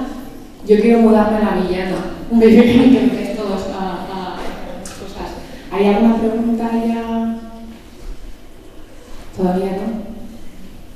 Bueno, así un poco que a mí me han resonado algunas cuestiones y que tienen que ver con el motivo de este encuentro, que ponías el silencio mata y lo que no se nombra no existe, así que no nos queda más remedio que hacer ruido, ¿no? Que visibilizar lo invisible, que denunciar, que señalar, con esa resiliencia, con esa resistencia, con el empoderamiento y sobre todo en red y juntarnos. Y mientras os pensáis las preguntas, Edith, vuestras beneficiarias, usuarias, vosotras mismas, trabajadoras, con estas circunstancias que tenéis de trabajar en tantísima soledad, incluso secuestradas, ¿cómo conseguís que la red vaya permeando en las nuevas mujeres que llegan, por ejemplo, mujeres en situación migratoria que llegan? ¿Cómo conseguís ir llegando para seguir tejiendo red, para seguir dando apoyo a todas estas trabajadoras con estas situaciones de precariedad tan grandes?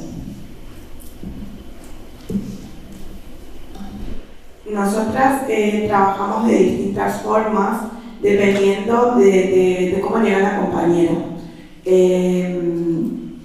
Porque lanzar tantísima información a una persona que desconoce cómo se construyen redes o qué información, leyes, la ley de extranjería y sobre todo el miedo cuando estás en situación administrativa irregular o la angustia y la tristeza, la decepción que tienen algunas que están con papeles y que no han podido recibir su indemnización, son muchas emociones que vienen constantemente al CETIC. Entonces, el centro es un espacio de ayuda, pero CEDOAC es el espacio donde nos construimos colectivamente y en red para trabajar por nuestros derechos. Entonces, las compañeras fluctúan de acuerdo a cómo se sienten emocionalmente. A veces están cansadas de ser activistas, se dan una pausa y vienen solo a participar y a compartir porque ellas quieren estar y porque esa es su familia.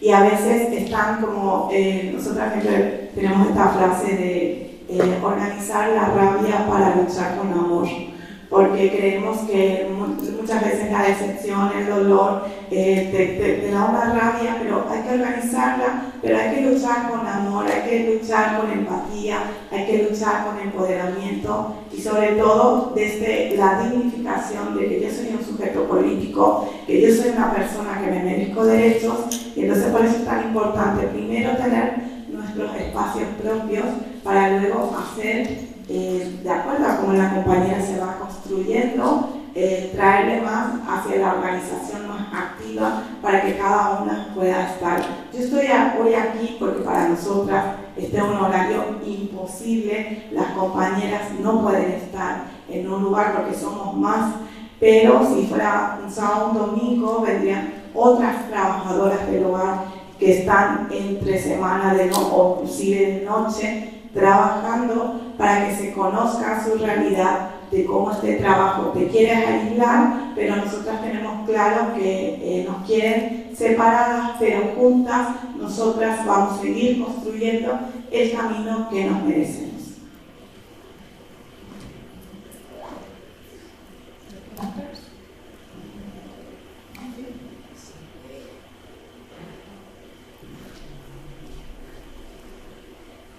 Bueno, lo primero os quería dar muchísimas gracias a todas las personas que estáis aquí. Bueno, soy Pilar Serrano, creo que hemos contactado por muchas vías, pero igual no nos hemos puesto la cara, aunque yo ya sí os tenía muy fichado.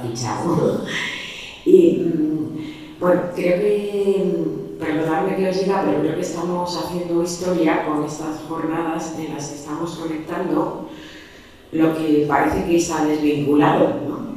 ¿Sabes? Como que podríamos pensar, no, si ahí lo que pasa no es salud, no, lo que está pasando en cada uno de los espacios en los que estáis es salud.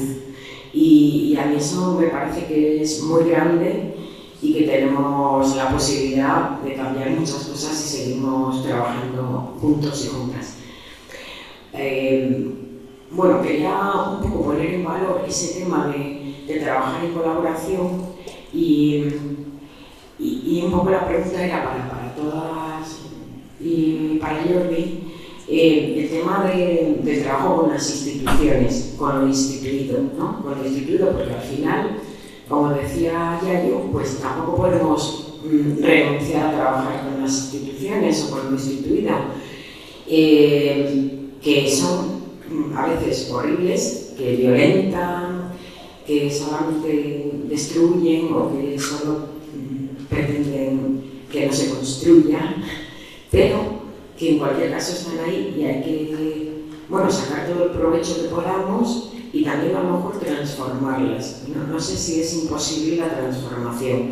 Yo, por la parte que me toca, de estar en la universidad, y un poco cuando decía Cristina, no, porque en la universidad no se enseña nada de eso, o sea, te compro que se enseña menos de lo que se debería, pero bueno, yo estoy en la universidad y te prometo que hablo de todo esto en la universidad. Y bueno, intento, ¿no?, hacer bueno, esa comunicación con mis compis, ¿no?, también en la medida que hay gente que se pueda sensibilizar. Es verdad que son estructuras muy rígidas y muy, no sé, inamovibles a veces, o se sienten así, pero al final están llenas de personas que son tocables, que son sensibles, que al final esas personas podrían estar aquí, o gran parte pueden estar aquí. Entonces, esta era mi invitación a que podáis decir cómo podemos trabajar con las instituciones, sí, para criticar lo que hacen mal, pero también a lo mejor para poder ver cómo podemos trabajar. Muchas gracias. Pues nosotros en la Villana tenemos como línea roja que no trabajamos con partidos políticos de forma directa, pero no quiere decir que no podamos trabajar con las personas que militan de forma activa en partidos políticos, por ejemplo. Y respecto a la salud, que es un poco lo que vamos a tocar, no trabajamos de forma institucional, digamos, con el centro de salud X, sino que profesionales de los centros de salud se acercan a la Villana. Nosotros nos acercamos a la Villana porque efectivamente creemos que tenemos que permear un poco esos sistemas que tan rígidos parecen, pero que efectivamente no son inamovibles, y por ejemplo de los informes de vulnerabilidad, que es tan difícil crear como esa sinergia, ¿no?, con los centros de salud. Si no nos acercamos a las profesionales a explicarles, mira, es que si tú haces este papel a esta persona, vamos a poder desahuciarla. Si no nos acercamos nosotros, desgraciadamente la situación no va a cambiar, porque el poder sigue estando un poco más en la parte efectivamente institucional. Entonces, por nuestra parte, un poco queremos hacerlo eso, no dejándonos corromper por el sistema, pero sin olvidar que pertenecemos al sistema de alguna forma, o nos nutrimos para bien y para mal, porque también tiene su cosa buena con el sistema. Y un par de cositas antes, ¿no?, que unas cosas, creo que uno de los nexos en común es que hablamos de vivienda, hablamos de alimentación, hablamos de recursos humanos, de trabajadoras, trabajadores, hablamos de salud, y todos se han mercantilizado, por lo cual al final tenemos una misma problemática y que debemos ser capaces por eso hablar tanto de la importancia de las alianzas y de trabajar juntas, ¿no?, porque el problema es el mismo, es el capital, cómo nos estamos vulnerando nuestros derechos en cualquiera de los sectores que estemos trabajando. Lo cual, si somos capaces de tener esa visión, podremos intentar ir transformando ese mundo en el que vivimos, ¿no? Y sobre la parte institucional y el trabajo que hacemos, siempre es complicado. Nosotros sí que trabajamos con partidos políticos, trabajamos en incidencia política, trabajamos proponiendo nuestras líneas, no somos apartidistas, o sea, no formamos parte de ningún partido, tenemos más afinidad por un tema de programa electoral. Sí que tenemos líneas rojas, no trabajamos con Vox, o sea, no trabajamos con la ultraderecha, porque no se puede trabajar ni queremos trabajar con ellos directamente. Creemos que no es el espacio donde realmente es el trabajo conjunto, ahí es la confrontación para desenmascarar una serie de políticas que no son políticas, que son, en el fondo, es la integración de las personas y de las políticas de justicia. Lo cual, aclarando esto, ¿cómo se trabaja en las instituciones? Yo creo que tiene que ver mucho con lo que tú decías, es con la voluntad política. Y es muchas veces, por desgracia, depende de las personas. Que sois personas activistas en la universidad, en algún ayuntamiento, en alguna organización pública más grande, y al final son, en centros de salud, personas que tienen unos valores, que tienen unas ideas, que tienen una militancia que te permite trabajar con ellas. Y con esas personas puedes construir y cambiar, ¿no? Es muy difícil trabajar desde la propuesta política, porque en el fondo el capital tiene tanta fortaleza y tiene tanta capacidad de incidencia que nos bloquea cualquier alternativa, ¿no? Entonces, ¿cómo somos capaces de dejar de trabajar con personas para trabajar con instituciones? Y eso es el gran reto, ¿no? O sea, trabajar con Pilar dentro de la universidad es sencillo, pero ¿cómo trabajamos con la universidad? ¿No? Es un poco lo que ella propone, ¿no? Creo que sí, cómo trabajamos en la sector pública en el tema de tan sencillo como el tema de alimentación escolar, ¿no? Que todo el mundo estamos de acuerdo que nuestros hijos tienen que alimentarse de forma saludable y sostenible, creo que es obvio, ¿no? Nadie lo pone en duda. Pero ¿cómo hacemos? Cuando depende de una persona, o cuando te viene, no sé si estáis más familiarizados con el decreto sobre alimentación sostenible y saludable de los modelos escolares, solamente se aporta que el 3% del producto sea ecológico. Y el argumento es porque no hay capacidad para abastecer a los comedores de productos ecológicos, siendo España el país que más producción ecológica tiene en Europa, que exporta el 98% a Europa. Lo cual, ¿en qué tontería estamos pensando? ¿No? ¿O cómo nos engañan? ¿Por qué pasa esto? Pues porque es una capital que no interesa, es una capital que no interesa pagar poco o cobrar poco por un tema de alimentación escolar, sino que interesa exportar, porque los alemanes, por su costo de vida o por su nivel de vida, van a pagar más. Lo cual, aquí estamos en el que es el capital gana siempre. Y hará incidencia y transformará y paralizará, que eso hemos vivido en las 1000 iniciativas de incidencia que estamos lanzando, lo parará porque no interesa lo social, no interesa lo humano, interesa ganar dinero. Ya llegó la antes, ¿no? Que el tema del tío Egipto, ¿no? Que le interesa amontonar dinero, pues eso le interesa a Silvia Roch, le interesa a quien quiera. Cuando hubo la pandemia, se bajaron los precios, se quitó el IVA, casualmente ese año Mercadona facturó más que nunca, tuvo más beneficios que nunca. Perdón. ¿Dónde se ha visto reducido el IVA? ¿Por qué nos tienen que pagar nosotros y nosotros los beneficios de la empresa?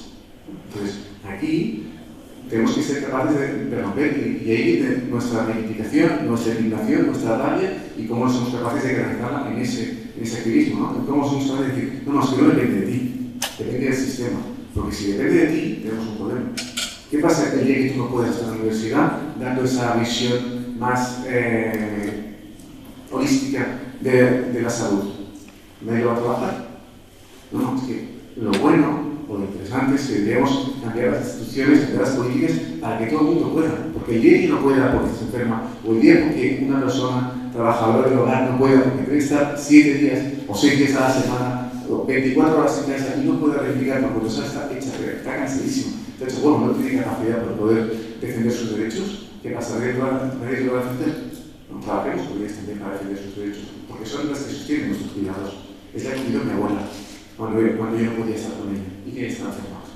Si no somos capaces de pensar que lo que hay que transformar es el modelo, tenemos un problema. Las voluntades personales, las voluntades políticas, las personas institucionales, dentro de las instituciones, las personas que tienen una voluntad, no es la solución.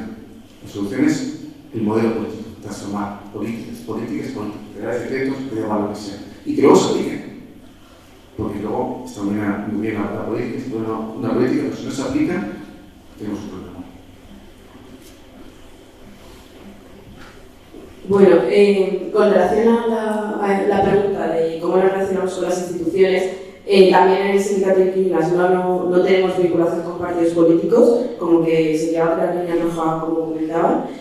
O sea, porque básicamente para nosotras, como lo que está más en el centro es la acción sindical. Entonces, no va tanto de ser un lobby presionando como para reformas legislativas, sino que desde, pues, si no nos lo dan, lo vamos a tomar. Entonces, esto que comentaba antes de nos quedamos, es básicamente pues esto de burlar un poco todas las pues lo que podemos ver que se puede puentear en la ley para poder conseguirlo y también ganar pues una hegemonía, ¿no? Como ganar un poco el marco y que sí, evidentemente nuestra acción sindical o nuestras campañas comunicativas generan esa presión para generar cambios o para negociar. Por ejemplo, ahora con la Sareb, hace un par de semanas ganamos una negociación que la Sareb forma parte al final del gobierno, ¿no? Que depende del Ministerio de Economía.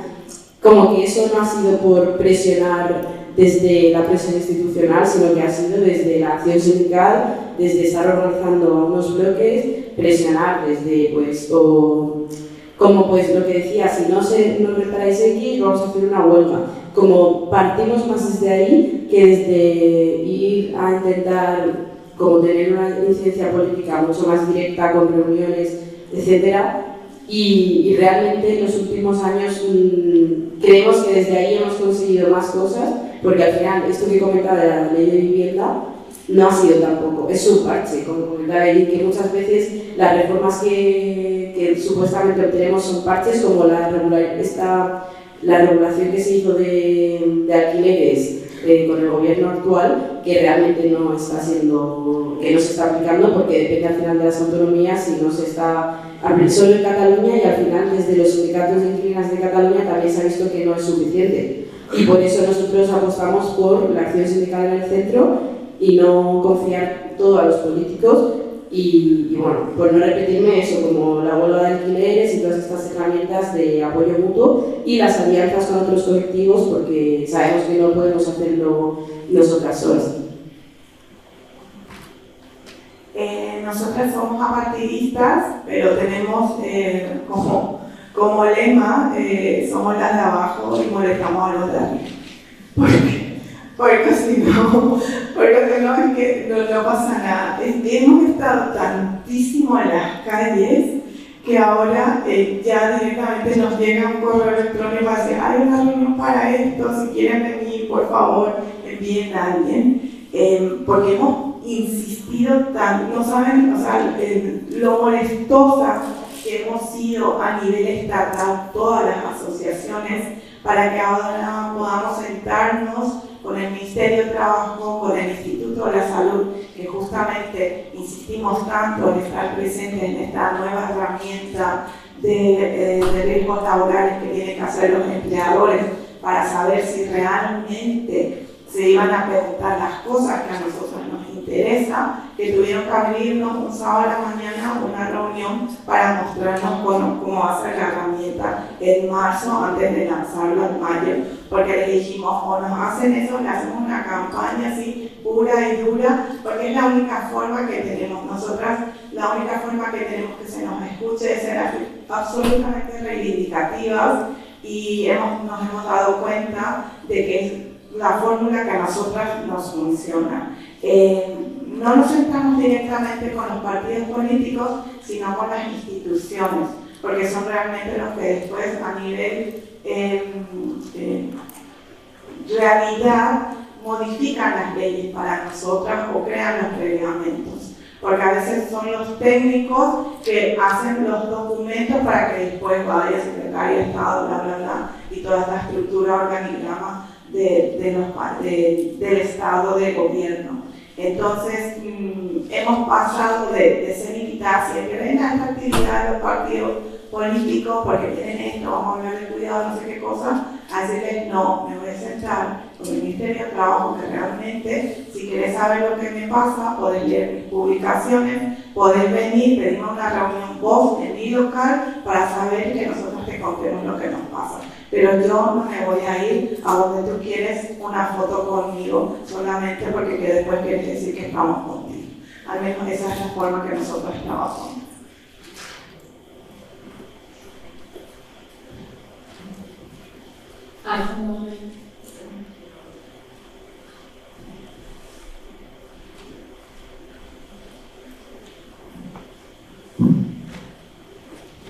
Hola, bueno, esto.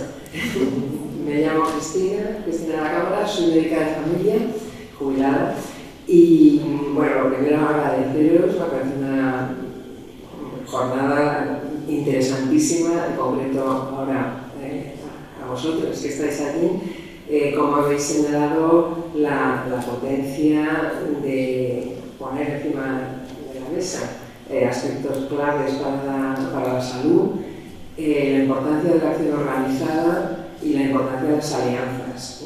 No conocía algunas de las cosas que habéis contado, sí, pero en otras habéis ilustrado muchísimo, muchísimas gracias.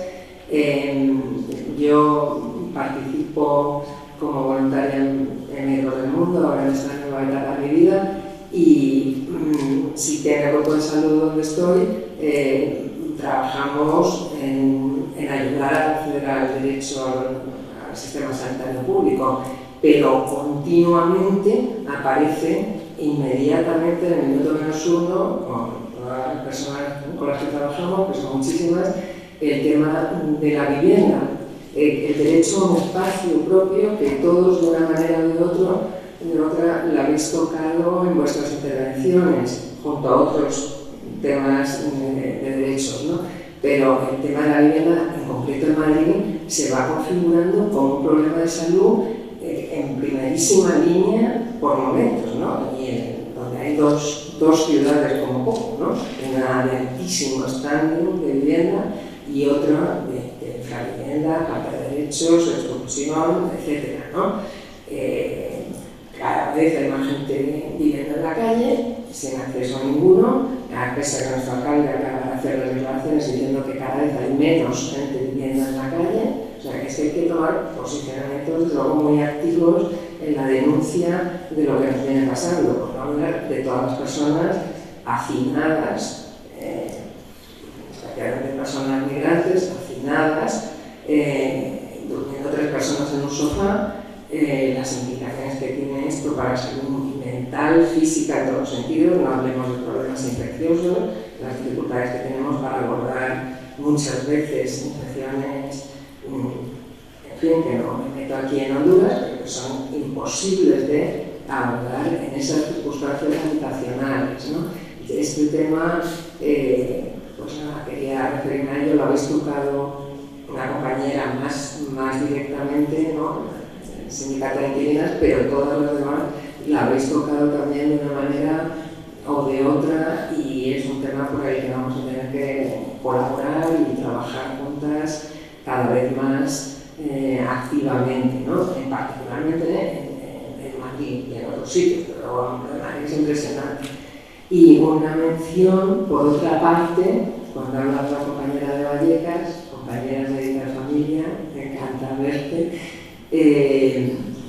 has mencionado también que tenéis un espacio contra la gordofobia, ¿no? En la que, no sé si gente que estamos aquí hemos visto en estos días el anuncio en muchas paradas de autobús estigmatizando a las personas con obesidad con grandísimas letras como enfermas.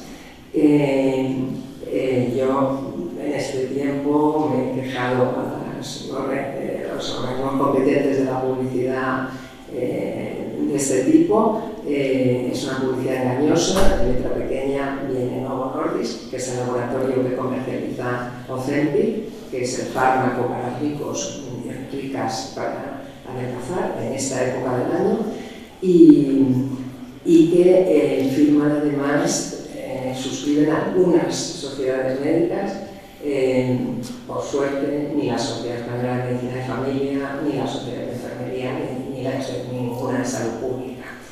Y creo que también tenemos que ser activas en la denuncia individual y colectiva de acciones de este tipo que, imaginaos la persona un poco con sobrepeso que va a estar esperando el autobús y que todo el mundo está leyendo y mirándola, y además que me lanza un mensaje, por supuesto a través de una página web que te dirige al Ozempic, ¿no?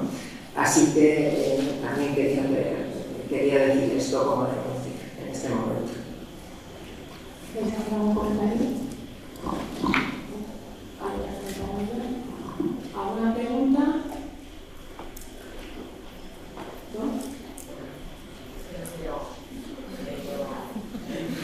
Se hablo bastante, o sea, no quiero por eso molestar, pero solamente hacer una devolución a vuestras magníficas contestaciones, que me han encantado, y que más o menos esperaba que me dijerais eso, y que a mí a veces me incomoda, o sea, que atrapo lo que decís, que a veces hay que estar en la reivindicación, en la presión, o sea, que como que esa negociación amable no es muy posible, ¿no? Es verdad que a lo mejor desde una plataforma sindical se entiende más en lo histórico sindical, ¿no? De que te puedes sentar a la mesa, pero que, bueno, quizás es un tanto incómodo, pero a lo mejor es que en el activismo a veces no nos podemos sentar mucho a la mesa. Y bueno, creo que quería decir esto que me estaba rondando la cabeza, que esa incomodidad a veces hay que aguantarla. Bueno, muchas gracias. Y yo quería decir también que lo habéis comentado cuando habéis dicho las líneas rojas, ¿no?, de relación con partidos políticos, y con esto que hablaba Yayo de las 3 guerras contra la vida y esa última guerra, que es la cultura del odio, y qué tan importante es en los activismos, porque muchos de los activismos que se dan son contra el odio, o la cantidad de trabajo que tenéis para luchar contra el estigma, ¿no?, con muchos de los colectivos en los que trabajáis, la gordofobia, los temas de género, la racialización, todo el estigma que hay relacionado con el trabajo de cuidados, ¿no?, de cómo se descuida a quien cuida. Entonces, entiendo que eso está en vuestras agendas, las labores de sensibilización, pero ¿qué sensación tenéis con lo que está ocurriendo ahora en el entorno político nacional e internacional con respecto a esto, ¿no?, a esta cultura del odio, y si eso está teniendo que hacer que vuestro trabajo se concentre mucho más en resistir todas esas violencias en lugar de seguir conquistando nuevos derechos? ¿Queréis contestar?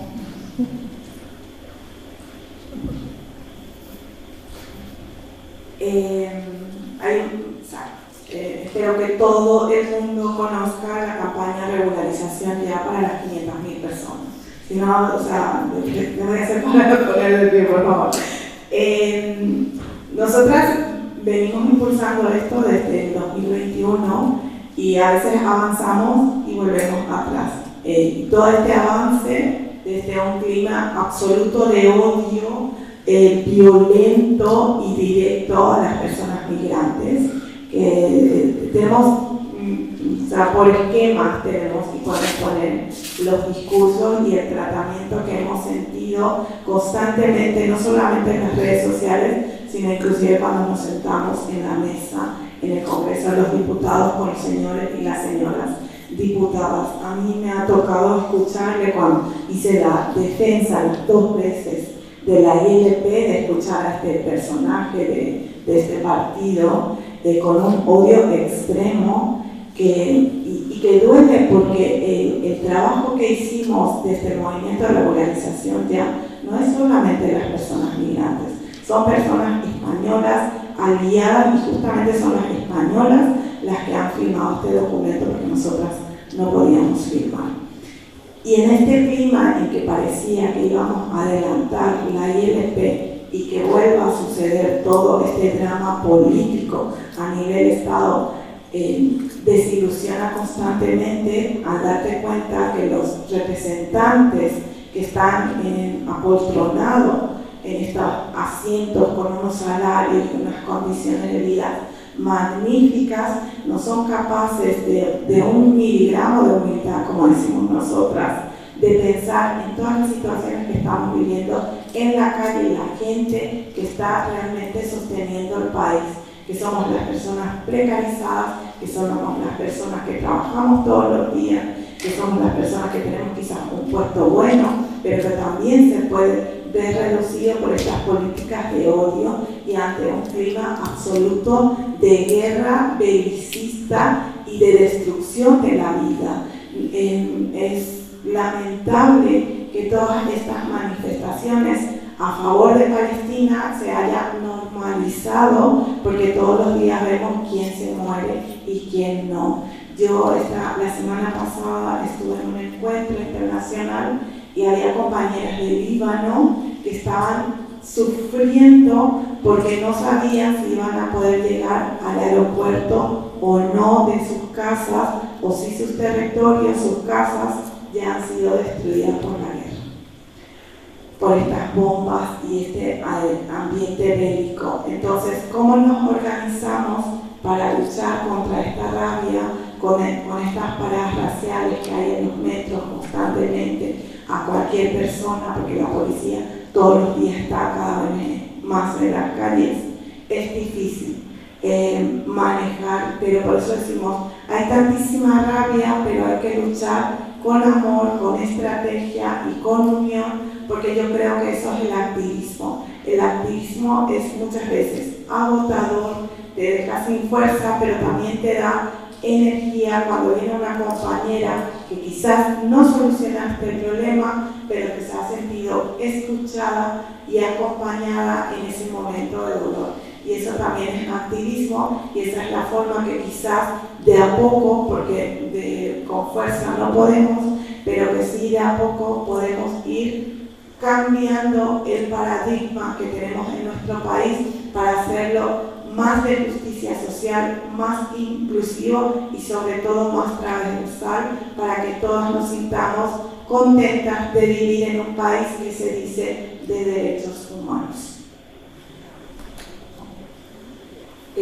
Bueno, yo, como siguiendo un poco lo que decía él, y respecto al odio, como que justo también llevándolo un poco al terreno de la vivienda, ahora mismo se culpa mucho aquí en la Unión Europea de todos los males posibles a la gente inmigrante, y en el tema de vivienda también como, bueno, de falta de recursos, de no podemos acoger a más gente porque nosotros no tenemos nada, o de culpar a la gente inmigrante de vivir en hoteles de 5 estrellas, como si el Estado gastara muchos recursos, y es que eso se dice muchísimo. Y luego, por el otro lado, vemos como decía la compañera médica, que como todo este tema en Madrid, por ejemplo, pensando en Lavapiés, como es uno de los puntos, o sea, que históricamente ha sido bastante multicultural, y ahora con todo el tema de la especulación y los fondos buitres, a las primeras personas a las que se quieren quitar de por medio son a la gente migrante. Por eso ha aumentado mucho la violencia policial ahí. También trabajamos bastante con el sindicato de banderos que están en Lavapiés y tenemos este diálogo constante. Y como también, como así anecdótico, al final en el sindicato aparece pues, cualquier tipo de persona que puede tener cualquier tipo de ideología, y en los grupos de WhatsApp últimamente alguna persona pues, que se ve vulnerabilizada en su situación de vivienda, que culpaba también a la gente migrante de esto, de claro, es que viene tanta gente que al final acaban aumentando los precios de los alquileres, y es bastante surrealista, y como que nos estamos enfrentando a esto constantemente. No es muchísimo, pero pasa. Y también pues, cuando vamos a asambleas en bloques, culpan a las personas migrantes pues esto por lo de su barrendar, hacinamiento, y realmente también es que nos estamos enfrentando a una máquina comunicativa de medios de comunicación que quieren estigmatizar, difamar a la gente migrante, que afecta a cualquier persona que se acerca a tu asamblea. O sea que para nosotros, por eso es un pilar importante el grupo antirracista que tenemos, pero que es importante de cara a alianzas con colectivos y de hacer estas formaciones a la interna con la gente que se nos acerca o la gente que forma parte del sindicato, para no caer en la trampa de culpar a la persona migrante racializada como yo, como cualquiera, que no tiene ningún tipo de culpa con el precio, o sea, que haya especulación, y que realmente es la primera víctima de toda esta especulación. Y a nosotras esto nos está pareciendo bastante como que se está notando bastante cómo estas ideas reaccionarias están permeando en cualquier espacio.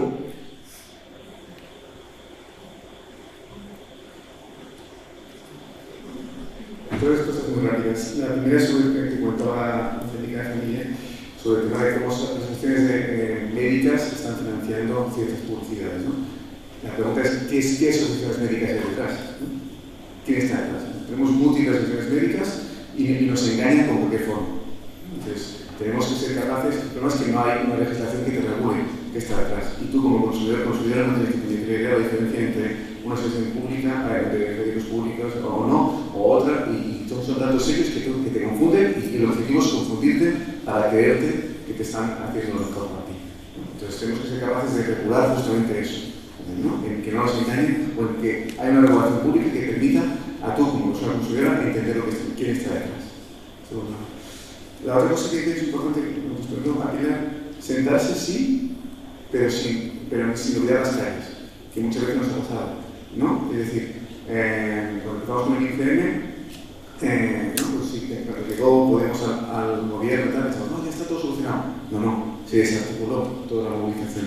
cómo somos capaces de seguir articulando el movimiento social sin perder nuestros objetivos políticos. Porque si no, al final hemos visto que no se transformará, pues, ¿verdad? Antes ya me lo comentaba, ¿no? Y la última cosa sobre el tema de discurso de odio, que también lo cuenta Mariano, yo creo que quién genera el discurso de odio y quién no se lo cree. Es decir, vivimos inmersos dentro de ese discurso de odio, pero realmente lo están generando 4 personas y la gente que no estamos a favor, lo que hacemos es nos indignamos, pero no generamos una cuenta retórica. Nos cuesta mucho la retórica porque no queremos estar en la batalla de la misma herramienta que están utilizando ellos. Con lo cual, hay una corriente que está ganando, que es la que genera maldad, la que está hecha con maldad para generar odio, ¿no?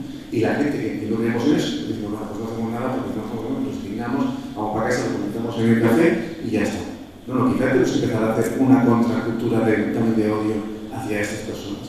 Porque tenemos que ser conscientes que si las personas que están cuidando, si las personas que están, las migrantes que están trabajando en cualquier espacio, en producción alimentaria, en cualquier fábrica, lo decía antes de ello, ¿no? Es decir, si tratamos de dar las fronteras a las personas migrantes, por Europa no duraría de 2 días, ¿no? Y estas personas que generan odio, seguramente, lleguen que necesitan, usarán cuidadoras para cuidar a sus familias. Y seguramente, seguro, como tantas personas que pasearon por el mundo en sus espacios políticos, tener una cuidadora. Y esta persona cuidadora, no sé en qué condiciones la tendrá, pero sin ella no pueden hacer todo el resto de cosas que están haciendo. O sea, no nos olvidemos que para poder vivir como estamos viviendo en esta sociedad, necesitamos de todas las personas migrantes y que sin ellas, otro mundo sería. O sea, no estaríamos en estas cosas. Bueno, cerramos aquí la mesa. Después del aplauso, aguantáis un minuto para unas cuestiones logísticas. Muchísimas gracias a ti, a tú, Alicia y Jordi por lo que nos habéis compartido. Mucho ánimo en la lucha.